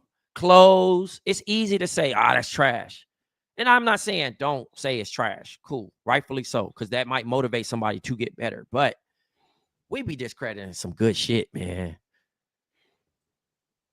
And it's getting lame. It's getting lame. It's getting lame. Like it's getting some point. Like, you know what I'm saying? We the unks as is. 100% we the Yeah. unks. No, it's like a lot of people have become the niggas that we hated when we were shorties. Like that's really what it is now. Like the same people that we was like, damn, bro, we sitting here just trying to figure out what we want to do. And there was always somebody shitting on us. And now when you look back, you take a step back, a lot of people are becoming that same person that we hated when we was growing up. And that shit is crazy. Nah, it's facts. 100%, man. But Trey, man, always good to holler at you, brother. Anything you want to plug before we get you up out of here? Yeah, man. I want to plug Hoop Sense on Count the Dings Network on YouTube. Catch us. We got 3 episodes live. BOMM Pod, Black Opinions Matter. We live on StreamYard just like this. So you can catch us on Sundays at 1 p.m. Eastern. And then I'm going crazy right now on Threads. Basketball Threads. They put me, they showed your boy love and got me in the suggested following list with Malika Andrews and all the heavy hitters as one of the voices of NBA Threads. So tap in over there. And then I'm on Blue Sky too, but you know what I'm saying? You know, y'all support Scott in anything he do, bro. Run it up. Thank you, bro. Thank you. I'm on Blue Sky too, but I just got that as backup, just in case. Can I explain the science really quick? All right. So Twitter, if you still want to be toxic and you still want to keep the know of the real time things, stay on X. If you want to build community, use Threads. If you want to promote your basketball and any other content, like if you're a writer, journalist, any sports thing that you want to be respected, use Blue Sky. That's the best way to break it down, because it really feels it's 2 different worlds when you go on there, man. So Trey, always good to holler at you, bro. You have a good holiday, man. And we appreciate you. Holla at me. Yes, sir. Yes, sir. Yes, sir. We're gonna bring our next guest on in just a little bit. We got Chuck Inglish gonna pull up on us real quick, man. Shout out to everybody who has joined us already. Shout out to Trey, shout out to Shakeia, shout out to Jason Goff. Man, you know what I was thinking about, and just wanted to talk about this as we wait for Chuck to come on. What you think about this conversation, man, with this MVP joint, man, with the people saying Josh Allen got in the bag and we ain't giving Lamar enough love? I mean, people are just tired of Lamar. We always talk about voter fatigue. Like, we get sick of having this conversation, but it is a very real conversation. But I think that takes away from everything great that Lamar has done. With Josh, I think it also, a lot of people counted them out this year. We was like, oh, he gets his receivers gone. They're not going to be on shit. So for them to have the success they've been having now, everybody's going to say, well, see, it's solely because of Josh Allen. And he has done a lot of heavy lifting. So, like, I get it. But I think you just got to let the season play out. And Lamar Jackson's really fucking good, bro. Like, even he has defeated me. I have nothing else to say about him. He's really good, bro. I will say this: if they were actually leading their division, I don't think it would be much of a conversation. I know my brother said that he doesn't. It's just narrative involved. And narrative involved every MVP of every sport. And I do think a lot of it has to do with them playing so well when nobody thought they were playing well, and the fact that the Ravens are still number 2 in the AFC North, which has been the issue. But I definitely think that. Also, voter fatigue. I think you can tell from people that they've already made their mind up, but I feel like there's a nuance in that conversation that, it's like when LeBron or like Jordan, if they could win every year, if you're just going off them being best player. But I think more than anything, the team, it used to be the team was just as good as Lamar. Now it's like the team is only where they're at right now because of Lamar. So that would probably go into the case for him being MVP. But I'm really interested to see how these next 3 games going to finish off, because the Bills have had more impressive wins, while I don't really feel the Ravens have really had an impressive win this year. So I want to see how that's going to go over these next couple of games, man. But it is time to bring in our next guest. He is a friend of the program, man. If you haven't seen him on here, pretty sure you've seen him other stuff, man. He is one half of the legendary hip-hop group, The Cool Kids, man. Our guy, Chuck Inglish, man. Chuck, what's going on, bro? What's going on, man? How you feeling, man? Hanging in there, doing my best. Good, man. Always good to have you on, man. We got an announcement for the people. Playoffs begin in a couple weeks, man. Playoffs begin in a couple weeks. Our team will not be in there, but we're gonna be having Chuck hold it down for us, man. As our Lions correspondent through this run for them heading into the playoffs, man. We'll be talking about heading into the game, recapping the game, and things like that. But man, it's been a rough patch for y'all these last couple weeks. Obviously, still been winning, but a lot of people being lost on injuries, lost a lot of defensive guys. Dave Montgomery saw a second opinion. Hoping that he comes back at the end of the season. He just had a tough loss to the Bills. Where's the vibe check at right now for the Lions? How are Lions fans feeling right now? Last week was understandable. You know what I mean? Like, it was a generational game by Josh Allen. Some of them passes that he'd thrown, it was just, you can't really do nothing with that. And if you scored 42 points and you still lost, it was just a good game. You know what I mean? Like, I'd say the vibe check is get healthy. Get healthy before the playoffs, and we gotta beat the Vikings. Yeah, that's a big game towards the end of the season. Bears and Lions play each other this week. Last time played was on Thanksgiving. I was there at Ford Field. And it's funny. That was the first game I've left where the fans weren't like, oh, yeah, we beat the Bears. It was, what was Matt Eberflus doing? Even from Lions fans. No, it was like, this was stupid. Like, it just was crazy to vibe in Ford Field after this. That was a generational tweak. I've never seen nothing like that. Like, I don't know. I feel like y'all going through shit we used to have to go through. Yes. And like, I would say Jim Schwartz is a way better coach than Matt Eberflus, but some people don't deserve to be head coaches, man. Sometimes those glorified coordinators need to stay coordinators, because now you got a whole nother job to do, and you're not doing what you're really good at. So, but yeah, that was a generational tweak, and I don't really think that was the coach as much as it was Caleb making rookie mistakes, not really paying attention to the clock. Yeah, that was too. But also the thing too, like Caleb, it's a weird thing. Rookies, like, you're not allowed to call timeout towards the end. He even said that in a press conference, and I give Caleb a lot of credit. I was sitting there in the press conference and in the locker room, which I had a vibe like, yo, there's just no way this dude don't get fired. Like, I didn't know what happened after. What happened before we walked in there? I didn't know that they basically kicked Eberflus out the locker room. I didn't know that happened before I walked in there. But you can tell it was a different vibe than before, man. And so coming into this game, I'm just not picking the Bears to win any game for the rest of the year. I gotta see it. It's been 8 games. I'm not doing that. I am not putting my name on the line for that. As far I don't care how beat up y'all are. I gotta see it.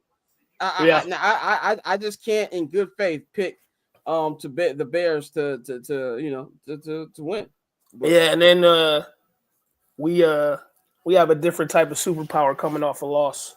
So that is also true. I know things gonna be clicking on all cylinders for the game on Sunday. Yeah, definitely, bro. And you said 3 games left. Y'all currently tied for the 1 seed. How important is that 1 seed? And with all the injuries y'all got, do you feel like it's something that's still attainable for the Lions? Oh yeah, absolutely. Because the types of games we come and pull out and win. I know as a personal fan and someone that just understands the sport, I don't know if that bye is healthy for us, but it'll get you healthier. There's a lot of number 1 seeds that, they get to that divisional game and they shit the bed. So I think it's important we just keep the momentum. Make sure like the linebackers get healthy, our edge, and just put something together on defense, because on offense we're gonna still be smoking. And I think I'm with you on that too. I always felt like the bye was always like a gift and a curse, because it helps you relax, especially when the team is beat up as the Lions are. Help you maybe potentially get some guys back. But when you're going against these wild card teams who've been playing playoffs for literally like the last 7 weeks, it's a real toss up as well.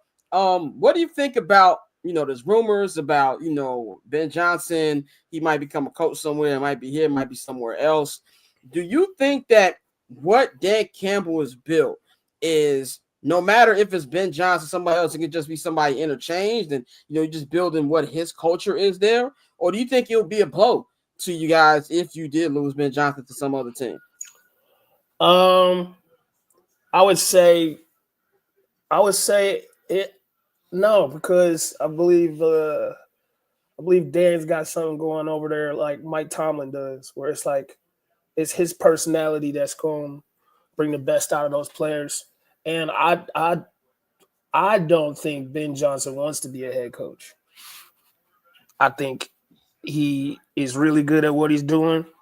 They're paying him really well, and to take on a team that you would have to rebuild from scratch, like everybody don't got that type of tick or like that little bit of offness to their personality that they can come in and change shit like Jim Harbaugh does. I don't even know what Ben Johnson's voice sounds like. You know what I'm saying? I didn't know what it sounded like till yesterday when they had a clip of him talking about Caleb Williams. I was like, oh, that's what he sounds like. Yeah, I think he rides it out for probably another year, and then he tries it. He tries it somewhere, but it's something special going on downtown Detroit. And if I was personally him, and I'm having so much success at this one thing that I do well, sometimes that level up is a level down. Like look how many superstar coordinators have been offered head coach jobs, and then 2-3 years later they fired. Yeah, like you gotta think about where Chip Kelly is at. You gotta think about where Matt Nagy is. Yeah, but Chip Kelly being this superstar, offensive mind, bro. He went from being a head coach to now he's Ohio State's offensive coordinator. That's a slide backwards. And a terrible one at that. And I just want to pivot to hip hop real quick. We got a couple more minutes with you. We're gonna bring the homie Larry Legend on in about 7 minutes. But I want to talk about hip hop real quick, man. This has been a pretty eventful year for the genre, of everything that Kendrick's been doing, the everything Drake's been doing. Big year for the ladies as well. What, if anything, stood out to you? I feel like we're like guys where we like where the game used to be, but we see the transition that's coming. Did you think this was a good year for the sport of hip hop? Yeah, absolutely. I think where people are listening from inside of their conscious, they're choosing, different experiences. Like I don't know nobody that listens to Squabble Up and is just not instantly entertained and mood changed. People can say what they want, but you listen to Doechie's album and you understand the hype, like right off the rip. You know what I mean? Like the things that are leading the charge now tend to be from a place of like a little bit more concentrated creativity. Mm-hmm. And, like people aren't letting the echo chamber of social media decide what's hot no more. Like people going to stand up and be like, nah, that's not even it. It's this.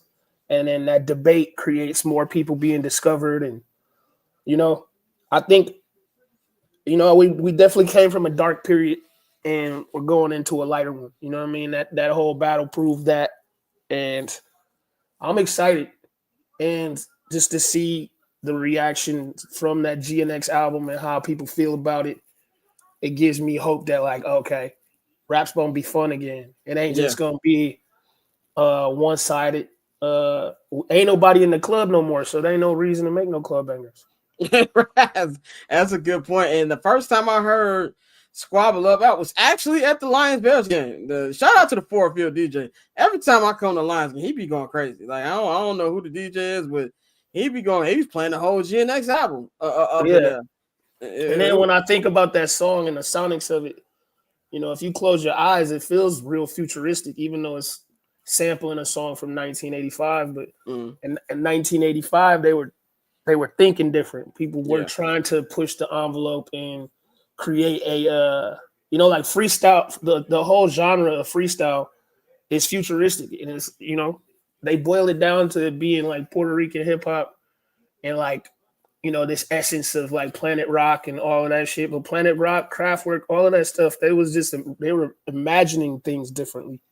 So just to even get that as a sample is refreshing. Definitely, man. Last thing for you, man. It's the end of the year. We've been asking everybody about the grievances, things that annoyed you in 2024 that you want to come to an end in 2025. It ain't got to be sports related. It ain't got to be music. It could be something where I hate bad customer service, or why we charging. You know, there's a lot of people doing now. A lot of burger spots are charging without French fries. That's something that really annoyed me as well. Yeah, fuck that. But I think my biggest pet peeve of the year is Apple services. I don't know what the fuck they got going on over there. Them niggas just hit me for $39 and I don't even know what it was for. God, and it's like, what anything have I done that's just $39? And why do you got something to do with it? Or why you ain't take it out the day of? Why the fuck you gonna wait till I'm trying to hold on to this little couple $100 to rob me? So that, and I hate the word body of work. I'm with you on that. like shut that shit the fuck up. I know also this will get deeper. I think I'm the only one that's like the whistleblower here, is how streams equate to sales. And then somebody being like, first week numbers. Like, how the fuck did you even, what do you mean? You know what I'm saying? Like, yeah, niggas used to have to go to the store to buy it. That was a first week number. Like Snoop Doggy Style. Yeah, that's different. People listen to music when they get a chance to now. So it's like, that being a measurable scale it's almost like propaganda. You know what I mean? Like, they can move the needle however they want because the number of streams that count as a sale isn't the same on every single platform. So I'm tired of niggas that ain't never sold nothing talking about sales. So get them out of here too.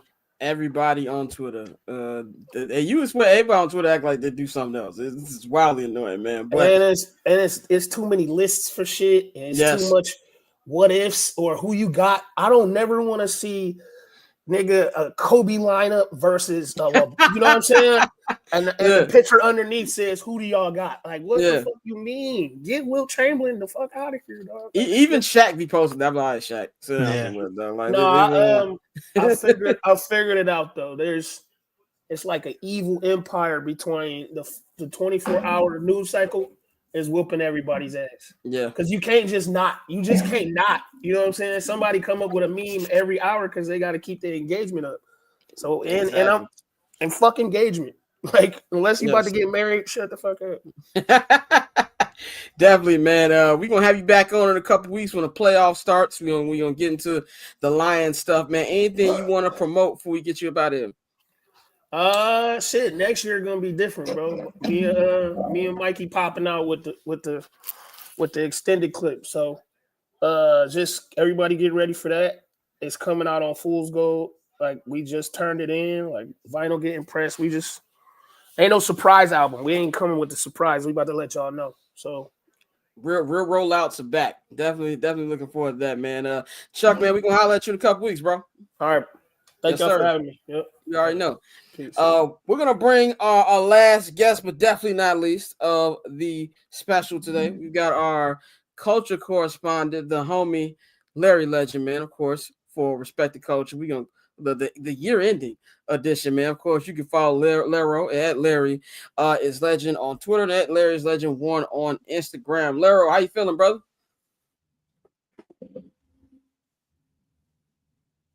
You get him? Yeah, we can't. I think your mic is some on the audio. We can't hear you. We can't find you because you don't work here, but we can't hear you.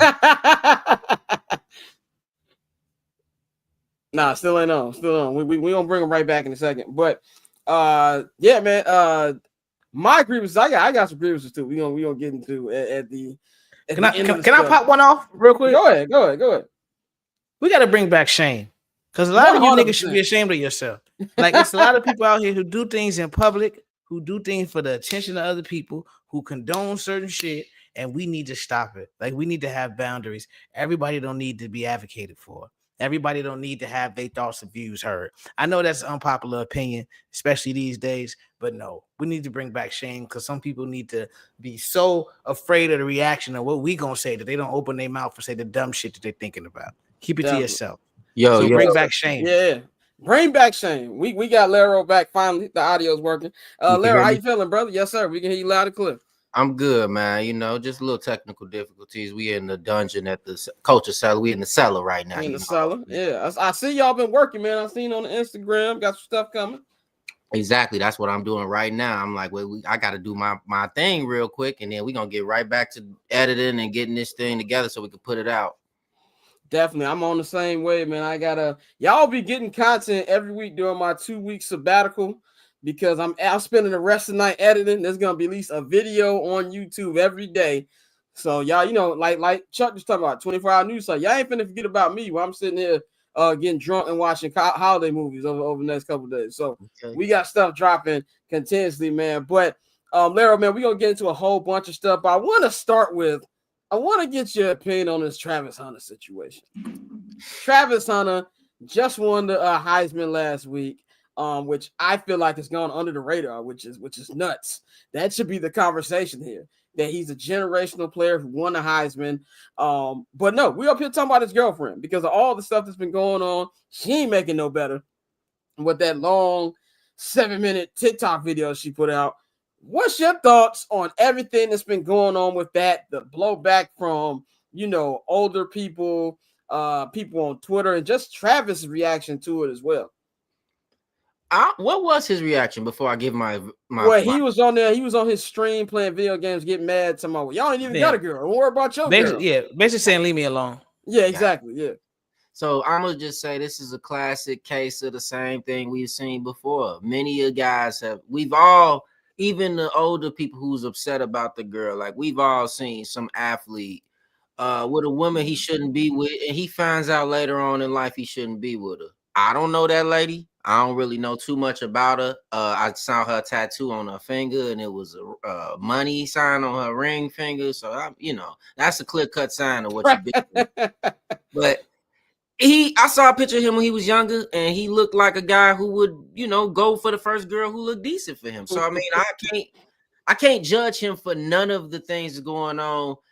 He's gonna make a lot of money eventually at one point, and this will be behind him. He might have to split some with her. Hopefully, he don't knock her up. But we just watch Zion do all this same type of stuff. So it's just like the kids just don't learn, man. I always talk about that phone being called a smartphone, but it ain't nobody smart who use it. It don't make no sense. Like, we got all this information at our fingertips, and we still fall in we doing the same shit that the niggas did before us. And it's like, when are we gonna save ourselves? So, let Travis, handle that. I hope he don't marry her. I hope maybe it's a joke, I hope it's a joke, kind of like I hope that Joe Smith stuff was a joke, but still don't know if that was a joke. We still don't know if that was a joke, right? Hey, man, that's all I got to say about Travis. I want to pray for him a little bit, but he gonna learn his lesson when he's 25 or something. What he's 22? He's 22. Yeah, he a kid, man. 27, he gonna learn. When his back hurt one day for no reason, he gonna learn it. That Dante, back. Exactly, Dante. What's your take on it if you have one? This is just further proof of what I always say, bro. We know way too much about these people. I don't give a damn who his girlfriend is, bro. I care about Travis Hunter as a football player. Like, people, giving their 2 cents. We saw Bow Wow comments he made, which, as a former team star, that's one person who actually, it makes sense that he said something, but he was talking about shit that wasn't true. It was from a wrong website or whatever. And so it's like, bro, y'all are way too invested in these people's personal lives. And like, a lot of people do it, I think, out of envy, because you got a lot of shorties hating on shorty. They want to be her. They want to be sitting where she's sitting. So that's why they're saying all of this. But again, to Larry's point, you gotta let these kids live and learn. They got a lot of money. They gonna make mistakes. I'm at the point now with like certain shit that athletes do. I'm not throwing up no red flags, because listen, you've seen enough people lose their money. You've seen enough people with the baby mamas and all that other shit. So I mean, bro, you know what this is. If that's the life you want to lead, so be it. And hopefully it work out for him. You feel me? Because we saying all this, and just on the other side playing devil's advocate, we don't know shorty. I didn't know who the fuck she was until 2 weeks ago. And apparently she been with him since he was at Jackson State. So I'm with good you. luck to him. A lot of this stuff is like headlines I only comment on because I have a podcast and shit. Like I don't be caring about 95% of this stuff. I'm just upset that the conversation is Travis was incredible, and he won Heisman Trophy. That's what I'm upset about. Like I don't care about what his girlfriend is. When you're a 22-year-old, whether you're an athlete or not, you ain't trying to hit with niggas older than you were saying. Let's just be real. Yeah. Like and I feel like a lot of the emotion and some niggas who mad they not Trav, you got some people, some women who mad they not Trav girl. This is overall stupid. I just hope that he's got a good head on his shoulders, and he might just have to learn. Who knows? She might not be nothing like people would describe her to be. I don't know this young woman. She might be a nice person. I don't know. I just hope that we can get back talking about the football, man. He's gonna be a top 5 draft pick in the NFL draft coming up. He's gonna be great. Also, got to give love to Dion and just the way he's been there. Travis Hunter had one of the best Heisman speeches ever. Like it was a beautiful speech thanking Coach Prime.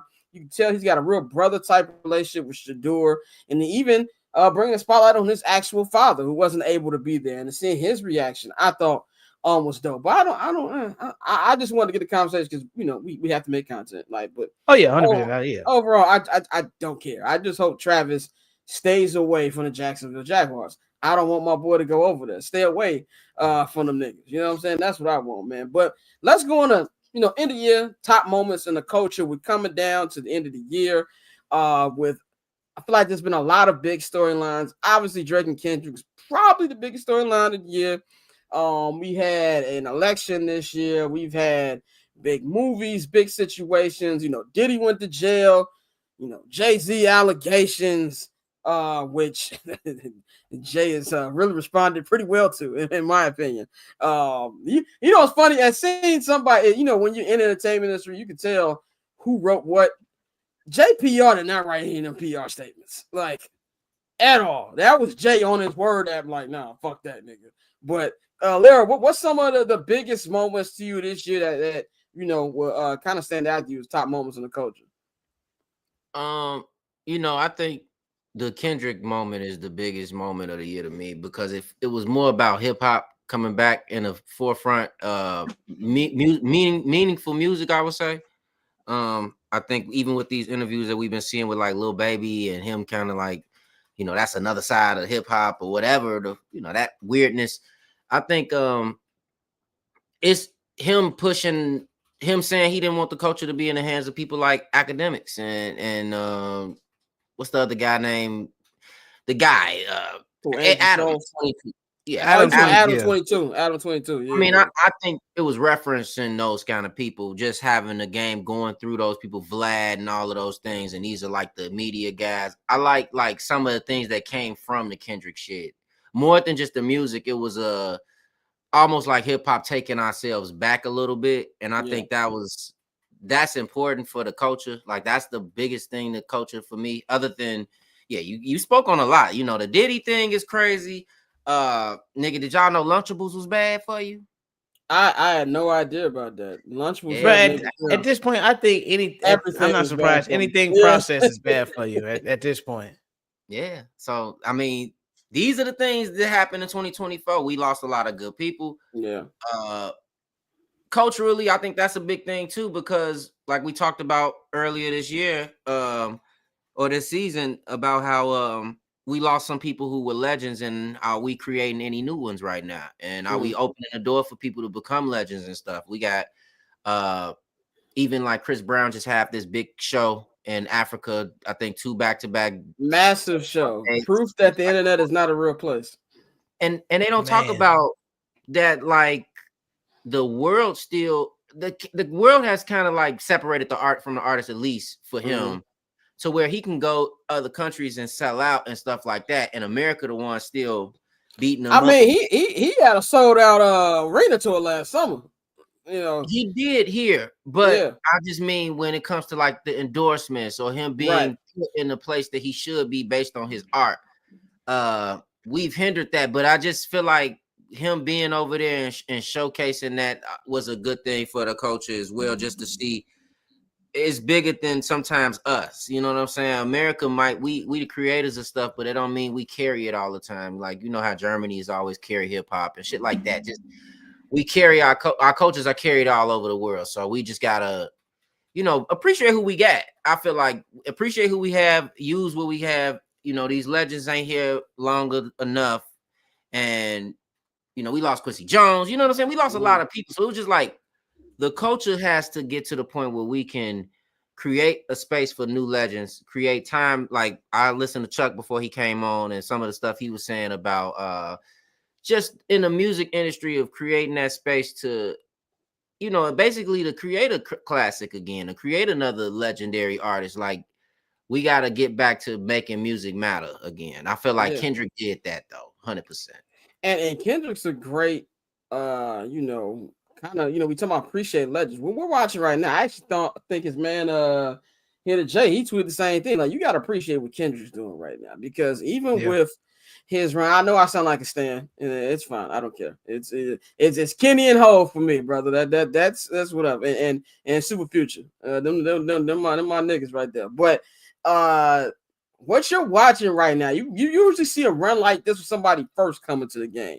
This is like 15 years in. Like this is something where you can argue that damn era he sold more. He was a higher selling artist then, but he's never been bigger than what he is now. Like you got little kids rapping out like us. It's crazy. I was on a podcast last night. Shout out to the 108. I was on their year-end pod, and one of the guys was talking about, you know, his school. They had the kids at church that said not like us. He's like, I don't know, kids should be having shirts like that, but you know, you just see like the influence of what he's been doing. Appreciate this run right now. And like, I'm not a J. Cole fan anymore, but I think him selling out the Garden this week and what he's doing, that's clear sign that he's got fans still. And Chris Brown, legend. Chris Brown album came out 20 years ago, bro. Like, you know, Chris is somebody, not granted, Chris gets in his own way, so I'm not going to sit up and act like people just, you know, saying things about Chris to be saying about him, but he doesn't get the appreciation either. And you should appreciate at least the music side of what he's doing. Usher has been on tour for like 3 years now, it feels like. But I do think as a coach, we don't need to be accepting of some of the new people. That's why I love what Doechie's doing so much. Like, Lero, you've been a big, you know, person on talking about her album. She could be one of them new legends. Mm-hmm. I agree. I think she's super dope. She got everything that you need as far as the showmanship. She knows how to say her words. She knows how to rap her songs. She has performance. Her levels on performing is crazy. I've been watching all of that. I still ain't watched Tiny Desk because I just been letting it settle down before I get into it. Like, I want people to stop talking about it so I can watch it and have my own view of it. But man, yeah, she's amazing. She definitely somebody who I feel like could be another legend. I mean, Doja Cat is on her way to being one of those as well. Yeah, Doja. Man. We didn't talk about this because I'm sorry, we wrapping up, but the best thing of the year, like one of the best people who had one of the best years this year, especially for the culture, Glorilla, man. Yeah, Glow's been killing. Glow's been going crazy. She been Glow been killing, bro. I'm a big fan of Glorilla. First of all, I just love somebody who is in their personality and they just true who they are. Even though I thought the NBA interviewing her and telling her to pronounce names was a little cringeworthy. Like, I don't like how they do her and her homeboy from the Panthers. What's his name? Leggett. Leggett. Yeah, like, oh, he's country voice. Like, yeah, but they're like, hey, Glow, I can picture a little white girl walking on the globe. Can you say these names for us? Like, that don't sit well with me. Right. But I just love everything Glow is doing and just the poster she has on the fans, man. And you saw it when she came out to the TD show last week. You know, she set it up out there. So she's definitely been awesome. And I think Snoop said it where he's like, you know, TDE is great because they actually have artist development, which is just not a thing. Like, Doechie's been on Top Dog like 3-4 years at this point. So it's not like she just popped out of nowhere. But now it's just her time, man. And I actually hope the rumor of her open up for Kendrick and SZA is true. I would love to see her on those tour stops. They asked about on Breakfast Club, and she kind of gave I can't say it, but yeah, I'm probably gonna be on there for a couple stops, man. But let's move on to the final topic, man. I was talking about earlier. We've been asking people their grievances for 2024? You know, what's some things that you don't want to see in 2025, things that may annoy you in this year? It ain't got to be sports related. It could be anything. It could be like, oh, I don't like the way, you know, niggas get on the Dan Ryan and think this is Fast and Furious 12. Like, it could be anything like that. I mean, one of those Dan Ryan things, I hate when people drive the shoulder. If you late, you fucking late. I think you late. You're not finna cut in front of me and fuck up my shit. So that's one thing I definitely have a grievance with. But I mean, you know, I ain't stopping people. Some people might have an emergency. One of my other grievances is a big grievance that we all had. I'm really disgusted in Diddy. Diddy is actually a bad boy. Really didn't need to find this out like this. Horrible year for him. I already said earlier, you know, we need to start gatekeeping ourselves. I might not have said it, but I was alluding to it, that I feel like with the little baby stuff and him saying it's another side of hip hop that he don't participate in, we should start gatekeeping our whole culture from some of ourselves. Like, some people just doesn't need to be, let him fizzle out. When hip hop is not pop music no more, let him fizzle out with those people who make that kind of music. And the real hip hop shit that's going to be going on forever is going to continue to go on. And the last thing, I really, really want to leave 20 versus ones in this year. I don't want to see it no more, man. I'm sick of it. Every day I get on Facebook, it's on there. It's like, man, this is why I don't like being on Facebook. Like, I see it on there more than anything. Hate 20 versus 1. Hate seeing Woody. Hate seeing Charleston White. I don't care. Like, I still want to know what Charleston White is famous for. Like, berating niggas. And it's nuts. Like, Charleston White's talking about this. I don't care about that nigga, man. I will say Charleston got a little bit of truthfulness in his stuff. I understand some of his shit, but I don't watch or keep up with any internet people at all. Like, I still live in a world where YouTube and the internet is not real celebrities and fame and talent like that. It's just like another thing. Even though I'm a part of that in a way, I still don't feel like I still feel funny about calling myself a comedian, and I ain't never did stand up. So I'm still not going for the internet people need to matter thing. Like, they don't. And they pushing it heavy. G, I don't know if you saw. I think it was Vanity Fair, and they was like the new Hollywood, and it was just a whole bunch of people from Instagram. Whole bunch of influencer niggas from Instagram. Yeah, it was a whole bunch of influencer niggas from Instagram, and it's like, don't get me wrong, they've developed the talent and, you know, put their work into the reels, but it's not the same as like Hollywood. It's like it was different. It was supposed to be levels to it, and we try to sit here and muddy the waters and act like everybody can do everything, and no, you can't, and you shouldn't be able to, and that's okay. And that brings back to one of your grievances, Dante. Bring back Shane. Yeah, bro. Bring it back. But there's some guys out there who I do think are doing it right. Like Mr. Beast, I think is doing pretty well with the way he spreads his money and tries to help other people. Right. And Kev on Stage, I think he doing it right too, because I'm a big Kev on Stage fan, man. Shout out to Kev on Stage. The way he becoming the new Tyler Perry, the way he got studios, he's on his way off the internet. So I do see some people using it the right way, but like, I don't need to see every motherfucking body. But it's like we naming like 4-5 people. Like, I love Drewski, and Drewski hits 100%. I love Lou Young is one of the most underrated funny. I love Lou Young, bro. Like, and I love the love he gets from the NFL community because he used to play for the Panthers. So he's one of the guys I feel like is doing it right too. But a lot of these niggas, man, like you said, Lero, you and Reese always said about stop rapping, stop making content, okay?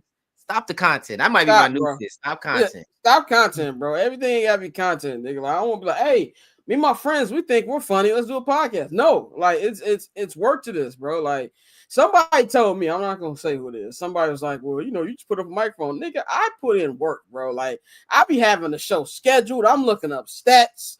I got the whole plan. Yeah, Dante, you can look at the rundown. Like, it be real detail, bro. Yeah, no, we don't play them type of games. Yeah. Y'all hard. Y'all be doing y'all thing. Don't let nobody shit on your shit, man. Like, it take a lot of work to do this. You schedule on every week. You always hit me up with their schedules. Whoever that nigga is, I hope he watching. This nigga be sending out the list of what's going on. He hitting you every week. If we can't do it, we can't do it. And it's usually because he got to go to London to the Bears game. Like, man, shout out to my boy. This is the CEO right here. I know he ain't changed. He didn't change his name, but he's right there, man. Appreciate you, bro. Appreciate you. Sir. Anything you want to plug, man? That before we get you up out of here. I'm gonna just say, Coachella, man, we got our new, we doing our wrap up. It's supposed to be dropping within the next week because we want it to be out before the 1st. So that's what I'm over here doing right now, getting this thing together, just to introduce ourselves and give a little bit of our personality and make people laugh and do the same kind of thing you just did here, but just different. You feel me? Definitely, man. Definitely looking forward to that, man. We gonna holler at you at the beginning of the year. If you not a tune, man, follow Hilarious Legend on Twitter at Hilarious Legend 1 on Instagram, and of course follow the Culture Seller as well. Get in tune with everything they're doing over there, brother. You enjoy your holidays, man. We gonna holler at you after the New Year, G. Yes, sir. Y'all be easy. Yes, sir. We gonna take a quick 1-minute break, man, and then me and Dante gonna close it out. We gonna, go through our grievances for 2024. And if you missed the grievances, I'm going to do a grievance compilation video. We're going to take everybody's grievances from today and we're going to put it in one. And then we're going to break down week 16 in the NFL. Sorry, we don't have college football picks for y'all because I thought we were going to have more informed people on here, but Mikey and Courtney had things to deal with. And then, so me and Dante don't want to send y'all off with our picks. So we're not going to pick anything from college football. But on the other side of the break, we're going to get into our grievances and week 16 picks in the NFL. We'll be right back. So cool. Triple double hat trick, I know the code too. Ice tray, go for tray, yeah we cold too. Getting paper on display, haters old news. Money on the other line, so I'm not gonna hold you. Money on the other line, so I'm not gonna hold you. Money on the other line, so I'm not gonna hold you. Money on the other line, so I'm not gonna. And we are back, ladies and gentlemen. If you hear a dog in the background, he said, "My dog, him and the mailman, dog. It's like Biggie and Tupac, bro. I don't know what to tell you. Like, nigga, he's not going anywhere. He's delivering the mail. Shut your mouth." They're like Peter Griffin and the chicken. Right, exactly. That's my dog in the mail, man. Like, and he be sitting up on the couch, like he's Simba. Like, he be like looking like down the street to see if anybody gonna be coming. I'm like, I appreciate it, but you gotta calm down sometimes. But it's time for our 2004 grievances. I've got an actual list. Dante, did you want to go first? Did you have any more, or did you want me to go? I got a couple real quick that I do want to get off the chest. We got to bring back reading comprehension. Like this is one of the scary things that it's actually a real problem in our country. A lot of people don't know this, but a lot of adults cannot fucking read. I'm not joking when I say that. I know we joke a lot on this show, but this is a fact. A lot of people can't read, and if you can't read, then it's going to be tough for you to comprehend certain things, and that's dangerous because that's why you've seen so much misinformation get spread. So many people taking lies and just running with them. It's because people don't actually stop and read things and break it down so they can understand it. So I think we got to bring back reading comprehension, slow down a little bit. We talk about the 24-hour news cycle all the time, but I think that's really become one of the worst things about our society. The fact that stories drop and then in 4 or 5 hours, nobody cares because we got a new story that we focused on. And then that lie just keeps floating around out there. So we got to bring back reading comprehension, man, because it's getting scary out here. Like it's been scary. But I think now we at a point now with the people that are in power, and I know this ain't about sports, but fuck it, shit is going left, like and not in a good way. And so like you gotta really really lock in, bro. So the people around you, I don't know what. I'm not saying you got to start teaching people how to read, but goddamn it, you got to do something because I think this is just going too far, and we at a very dangerous point right now. So that's one of my grievances. I'm gonna let Scott go as I gather my thoughts for the rest of them, but that's one I got, bro. We got to bring back reading comprehension because this shit is crazy out here. I got a couple on here. One I'm gonna start with Drake fans who won't take the L. Shut your mouth and just take the L. We have people who won't give it up, and I actually think that some of them probably are more hell bent on not giving up than actual Drake is himself. That's something we need to stop. Look, man, it hurts when your favorite rapper takes an L. I know I'm a Jay-Z fan. I will tell you to this day that I believe the Takeover and Super Ugly are the better disses in the beef with Nas. But it doesn't matter what I think because the general consensus is that Nas won the beef. I mean, 23 years later, you tell us, oh, he got ethered. That should tell you everything about it. So you got to accept it that he lost and move on. He's gonna bounce back. J. Cole just sold out Madison Square Garden and he went out like a sucker in the beef. Drake will be fine. He just need to take a little bit of time and he'll be back selling records, doing this thing. So I'm gonna give my first one to Drake fans who won't take the L. Number two, I'm going to take this one on, people who don't understand how much people who don't understand just because I'm on Twitter or I'm on Instagram, that means that I want to talk. When I say I'm busy, I didn't say what I was busy with. That doesn't mean I want to come talk to you. That just means I'm having my me time right now and I'm doing my thing, getting my jokes off on Twitter, getting memes, looking at reels, looking at TikToks. That does not mean I want to talk. Respect the D&D. If you go through, you know what it says, go through the notification or call anyway, just because somebody's on D&D. If you do that, you are an asshole. Respect my privacy as a human being. That's what I'm going to do. That's my second grievance. People who don't respect privacy. I got two more, then we're going to go right back to Dante. Ryan Post. I have a problem with Ryan Post for everything that he talked this year about. This is going to be such a hard team to make, and the culture here is amazing. This is going to be, I haven't seen a group of guys just mesh well together.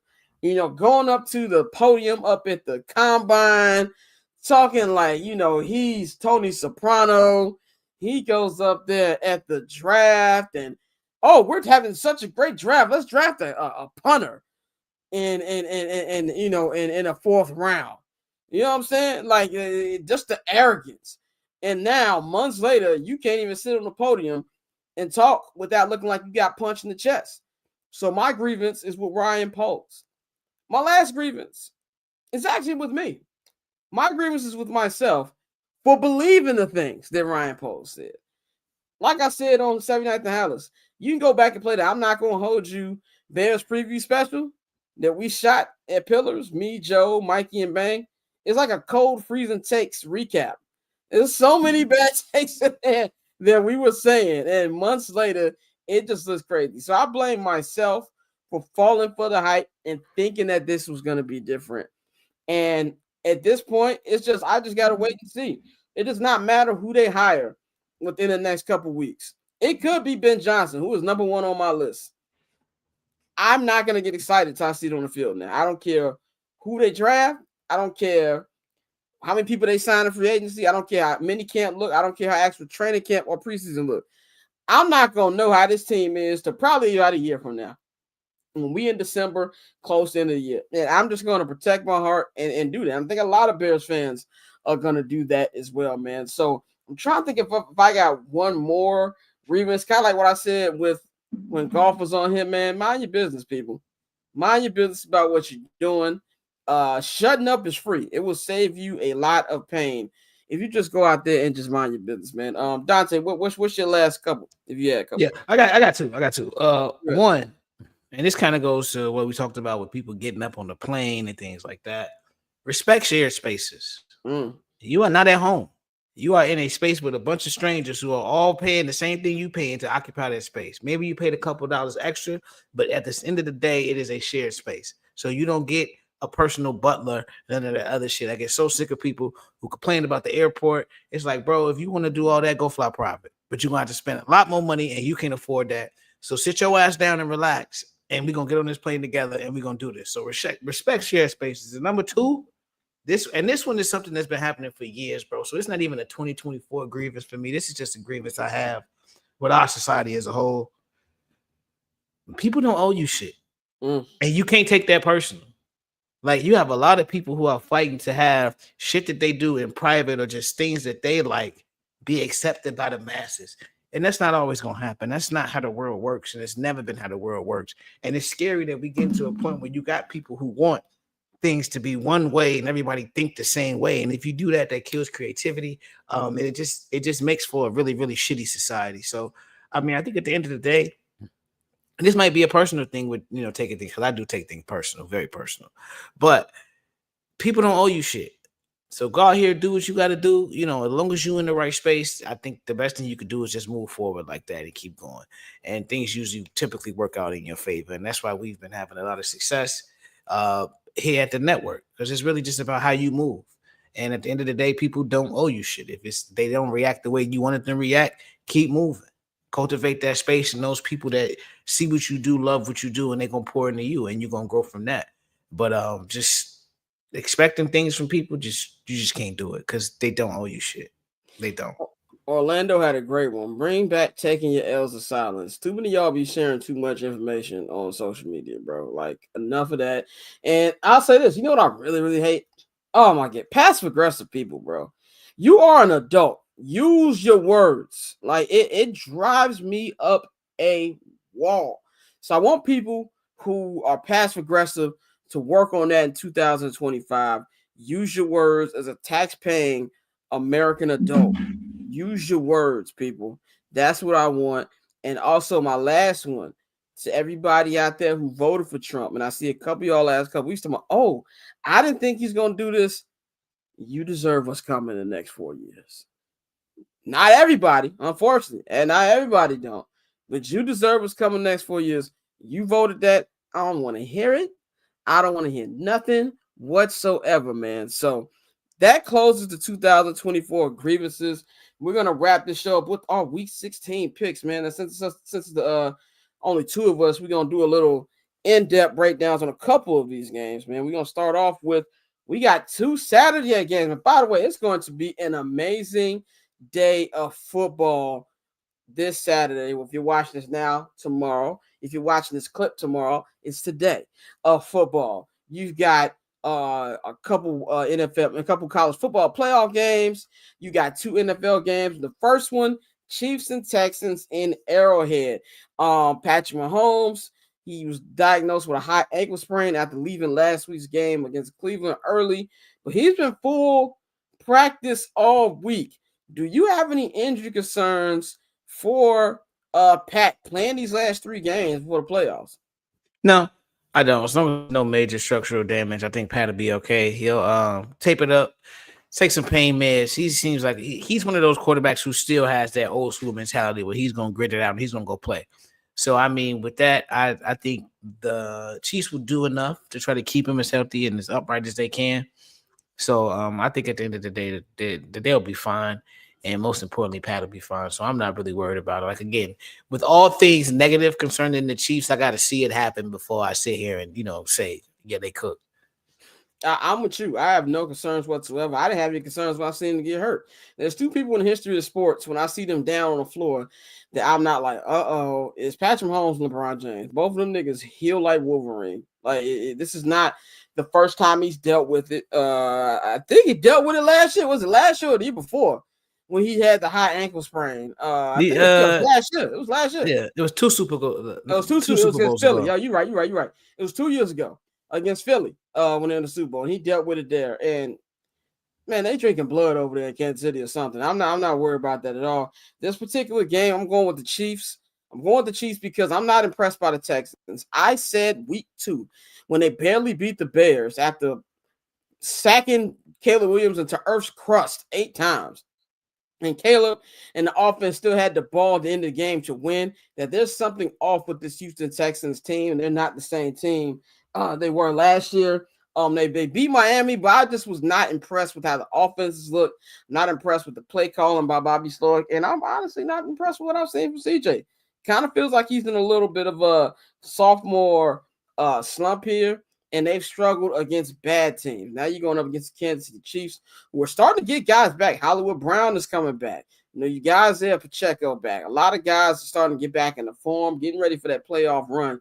And it's just very hard to beat this team in Arrowhead Stadium. I'm going with the Chiefs. Who you got? I agree. I got Kansas City, bro. Everything you said about the Texans has been true, and it's something that, and it's why I'm hesitant.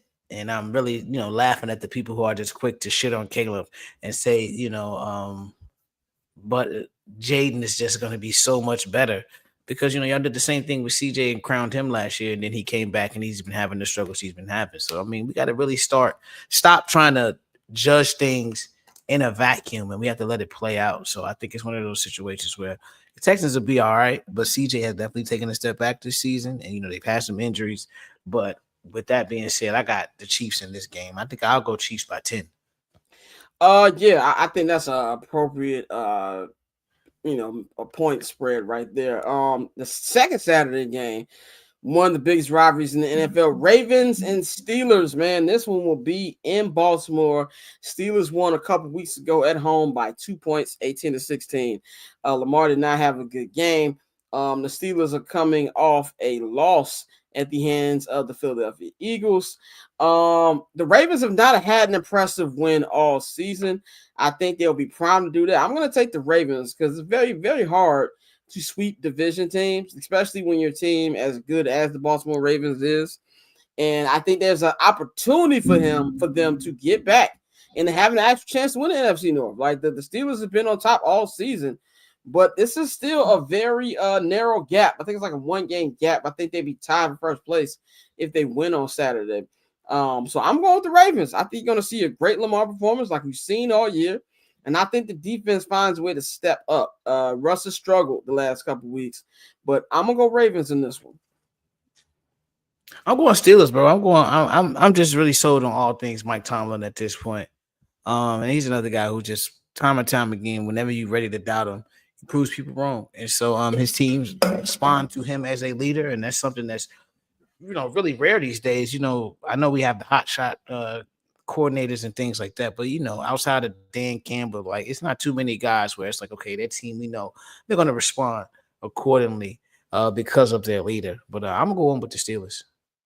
Yeah, definitely. I love Mike Tomlin. Watching him on Hard Knocks has made me an even bigger fan of Mike Tomlin and everything he's doing over there. I would love him to be the Bears coach. That is one of the things I would have hoped to have, man. This next game, you got the Jets and you got the Rams, man. The Rams have gone from not being in the playoffs to now they are the 4th seed as they are leading the NFC West.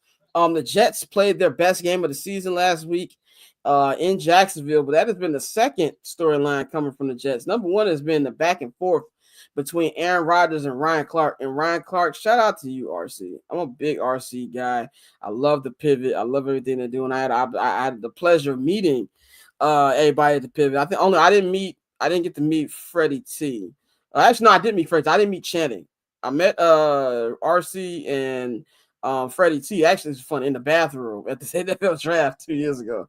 The Vegas draft. So big fan of them. And he absolutely cooked Aaron Rodgers, which I thought was hilarious. This Jets team is terrible. You got this documentary on Rodgers being a bozo. You've got, him playing bad. You got Woody Johnson saying, oh, he didn't go a trade to get Jerry Jeudy because, he didn't like, his fantasy numbers? It's Madden rating. That's what it is. Which is like, what are we doing? So that was like the least of the topic with them actually playing last week. But I'm going to go with the Rams in this one, man. I love what the Rams are doing. They're really starting to play well. And I think they're going to continue to hold on to their number one spot in the AFC West. I got the Rams with a road win. Yeah, I agree. McVay really has that team rolling right now. And again, we talk about it all the time. Like, it's not too many teams that, you can bank on them responding to their leader, but the Rams are definitely one of those teams. So I got the Rams. The Jets are a shit show. I'm sure Woody Johnson is going to get rid of Aaron Rodgers one way or another when this season is over. That's what it sounds like. Yeah. Yeah, Woody. It's funny because we don't like Aaron Rodgers, but Woody, he's a wild owner. And it's been that way for a while, and it's part of the reason why the Jets have always struggled, because that's just the kind of guy he is. So the struggles will continue on Sunday. I feel sorry for the Jets, but then also I'm a Bears fan, and Bears and Jets are first cousins. This next game, we got another division rematch: Commanders and Eagles. This time in Landover, Maryland, because it's not in DC. Landover, Maryland. The Eagles won on the road. I'm not on the road, but at home a couple weeks ago. I don't think changes at all. Anything changes at all, man. I think that the Eagles been playing really, really well. They're now tied for the number 1 seed with the. That's how crazy the NFC has been this year, that the Lions can go on an 11-game winning streak, lose one, and now they're in jeopardy of not only just losing number 1 seed, they're in jeopardy of losing their division, because Minnesota beat the Bears. So that's something that's going to be, they're playing for. Saquon is having an MVP caliber year. Jalen went up there with that Triple H Kango had last. He was like, that's what y'all wanted to see, like, my nigga. That's your first really, really good passing game of the season. Sit your ass down. So what did Dominique Foxworth say? He benefits from pretty privilege. But hilarious. Like, shut up, Jalen. But I like the Eagles, and I just don't like how the Commanders have played. You know what's funny? Post Hail Mary, neither team has played well. Second half, Cliff Kingsbury is really showing himself. I know I'm gonna sound like a hater here. I ain't really been impressed with Jaden. They should have lost to New Orleans last week. Keep it 100%. I think they're gonna lose to the Eagles here. I think the Eagles sweep. And they're going to be able to clinch the division real soon. Yeah, I agree. I don't think it's gonna be particularly close. Probably 10 to 14 point Eagles victory.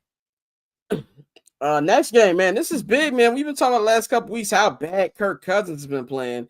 He finally got benched after a terrible effort in Las Vegas on Sunday. Even though they did beat the Raiders, it was not a good performance by Kirk Cousins. He's been benched for Michael Penix Jr. Somebody that everybody when this pick went down, everybody's like, "What the fuck are the fucking Falcons doing?" And to me, it makes the sign of Kirk Cousins look even more stupid. Like, if Kirk Cousins comes out this a made man, regardless, he's gonna get his check.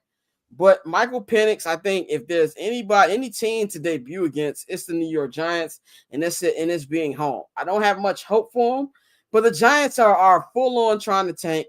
Right now, they're the number 2 pick. Vegas has number 1. They want to be the number 1 pick to be able to try to get Shedeur. I think they're going to roll over very, very quickly. I'm going to Atlanta with this one. I think that Penix has an average game. I don't think he throws for a touchdown. I think you're going to see a lot of Bijan in this one, but I think he'll be at least somewhat okay for somebody who's just debuting at the end of their rookie season. Yeah, I agree. I think the Falcons, with them being in the playoff hunt, they need to win out because they have the tiebreaker over the Bucs. But you look a lot smarter now with the way that Kirk Cousins has played over the last 6 weeks. And it's one of those situations where do you see Kirk getting better? Like, where was he going to improve to the point where it's like, all right, it's not time to make this move? And so after the win in Vegas, when all field goals, it's like, okay, let's make this move. I think Michael Penix is in a very good situation because similar to what we said about Caleb, you got really good receivers. I know Kyle Pitts is underachieved, but Mooney has looked great. Darnell Mooney has looked really good in Atlanta. Him and Drake London have been a good 1-2 punch. So with Bijan, Tyler Algier, and a top 10 offensive line, I look for Mike to have a good game. This actually might be one of those games where it sets up a little false hope because he lights up the bum-ass Giants, and they're like, all right, we got our guy. And then, he'll have those typical rookie struggles. But as far as Sunday, I think he gets it done. The classic rookie, he's our guy game. Always got to love those. The Bears had a lot of those. But next game, Panthers-Cardinals. The Cardinals in the midst of this NFC West, three-way race with them, the Rams and the Seahawks. You don't know what team you're going to get. They're real Dr. Jekyll, Mr. Hyde with the Cardinals, but I really feel like the Panthers got brought back down to reality after so many close calls these last couple weeks and even have an opportunity to win some of these games. They went right back looking like the Falcons last week and shut down by a bad Cowboys team. Run back to Bryce Young having some questionable throws. I don't think they win this week. I think the Arizona Cardinals get it done and they're going to stay in this race for the NFC West. I hate to see, two short kings pit against each other like this. But I'm going to go with the Panthers. I'm going to still go with the Panthers. Like I said, I know they're still not a great team, but I like what I've seen from Bryce Young. And he's, taking everything in stride and just doing the work to be a starter in this league. So I think they get it done. Next game, the Battle of Ohio, second one of the year, Bengals and Browns. The Bengals are not dead yet with the Denver Broncos lost last night at SoFi Stadium, which they need their ass whooped for losing that game. That opens the door for the Bengals. Now, the Bengals got to go undefeated, and a lot of other things have to happen, but they are mathematically still in this. The Browns have benched Jameis. They have benched Jameis. Who's my man? Dorian something. Like, he's going to be starting this week. So I expect the Bengals to win this one. I won't say easily because that defense is god-awful, but I'm going with the Bengals this one, and they're going to keep their very, very small hopes alive. Yeah, I'm going with the Bengals. The Browns are it's funny how teams that have always been a joke, you know, they had their little spurt where we think, oh, they're turning the corner, and then they just back being a joke. I think that's the Browns in a nutshell. So I'm going with the Bengals on this one. This next game is nasty. There's really no explanation for this one. Colts Titans. Will Levis has been benched. It will be Mason Rudolph. The Colts they're not mathematically out, but let's be real, they're out. I'm gonna go Colts in this one. They'll get it home dub. Real quick, heads or tails? I'm saying heads. Yeah. It was tails. It was tails. So I'm gonna go with the Colts. That's really how you go with these games. Like it doesn't. Who gives a fuck? Exactly. This one don't matter. Exactly. The who gives a fuck ball. This next game is a big one. Seahawks and Vikings in Seattle. This is the big one. Geno left the Sunday Night Football game with an injury, but he practiced all week. Him and Kenneth Walker will both be playing. Even though Minnesota beat the Bears, I honestly was not impressed with how that offense looked. I wasn't impressed at all. I'm gonna go.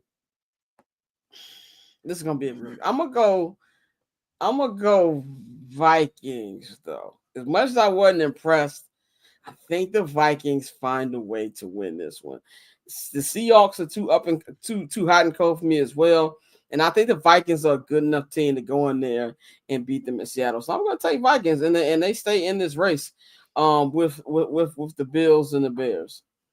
I think the Bears. I mean, with the Bills. I mean, with the Lions. What the fuck am I talking about? I was like, what race we in? But no. Did you know Geno got 3,700 yards passing? It doesn't feel like it. It does not at all because he has 14 picks and 13 interceptions. That makes sense. So I think when you say the Vikings are gonna find a way to win, that way is gonna be Geno is gonna give them the ball. That's what's gonna happen. I'm gonna go Vikings. I'm gonna go Vikings by a touchdown. I forgot to add this one on here, but we know the answer.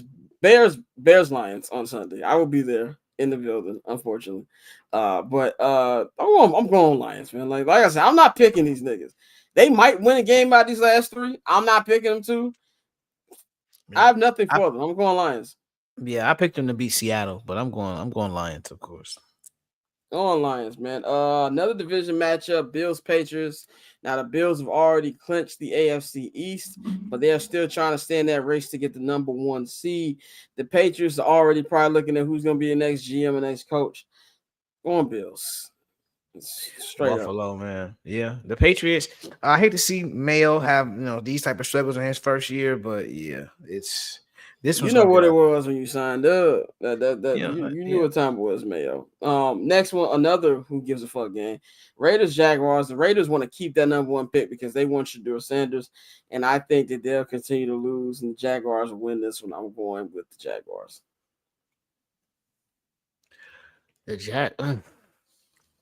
It's some ugly games on the slate this week. Yeah, it really is.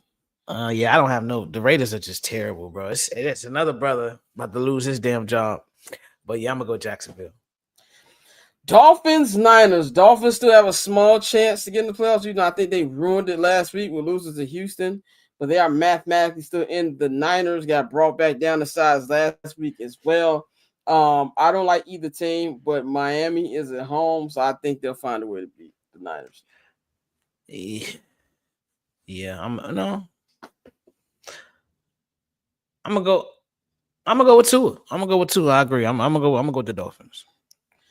Got 2 more games. We got the Sunday night game, Cowboys and Buccaneers in Dallas. I don't think the Cowboys have won a game at Jerry World this year, and that streak will continue. I love what I'm seeing from Baker. Love what I'm seeing from maybe future Bears head coach Liam Cohen. I love that offense that's building over there. I'm going with the Buccaneers in this one.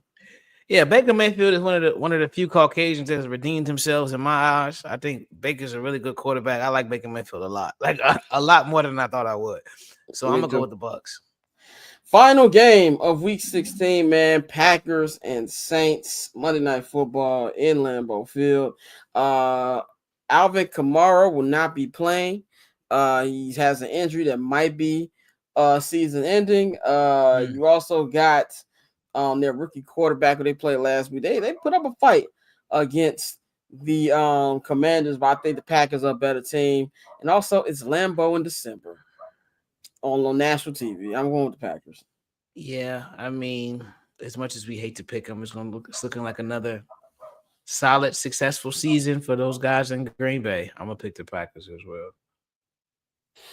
Definitely, man. And that recaps our Week 16 picks. That recaps 2024 for I'm Not Gonna Hold You. Now, on Monday, I will be recording Week 17 picks for you guys that will be posted on the YouTube on the day of the game. So I'm going to at least have that content for y'all. But as far as full shows, we are done. Shout out to my cousin. He said Cowboys got one win at home. That was a Thanksgiving. You right about that. Shout out my cousin Gary in the chat. Yeah, man. That is the last show of the year. We will be back Friday, January 3rd, as we will get you ready for the last week of the NFL season. Get y'all ready for playoffs. And then next week will be the last local hour. After the first week of January, there will be no more local hour, but there will be a local show on Wednesdays for the Patreon. Now, of course, big local news we will still discuss on the main show. We just won't have a whole hour dedicated to on the show. That will be on Patreon on Wednesdays. I will make this announcement again closer to it, man. But we really appreciate y'all, man. We appreciate everybody who watches the show. Whether you agree with what we say, whether you disagree with what we say. Thank you, everybody who's put any comments on there, anybody who's ever retweeted, liked, whatever. We appreciate y'all for all y'all support in 2024. And we hope to have y'all support in 2025. Dante, any words before we get up out of here? Yeah, no, man, like I said in the beginning, thank y'all for all the support. We've been really consistent this year. Y'all have been just as consistent with the support, and we appreciate that. And once again, if you know anybody that's not at home for the holidays, check on your people, man. Make sure they're good. 100%, man. And 7 Night the House is not done. We still got 3 games covered. So me and my brother will be holding it down for Soldier Field on Sunday and next Thursday for Thursday night football game. And then the finale in Green Bay.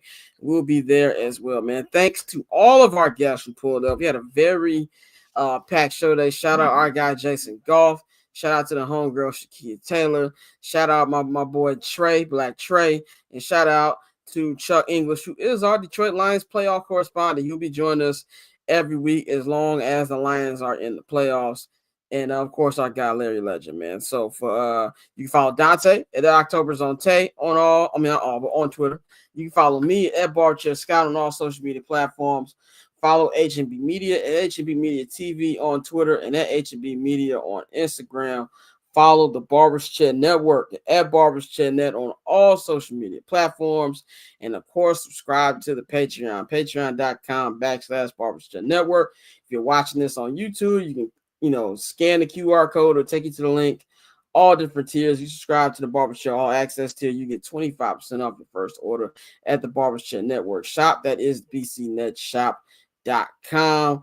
We appreciate each and every one of y'all. Y'all enjoy your holidays. Y'all enjoy this amazing football weekend. We will holler at y'all in 2 weeks, January 3rd, the new year, 2025. We about it.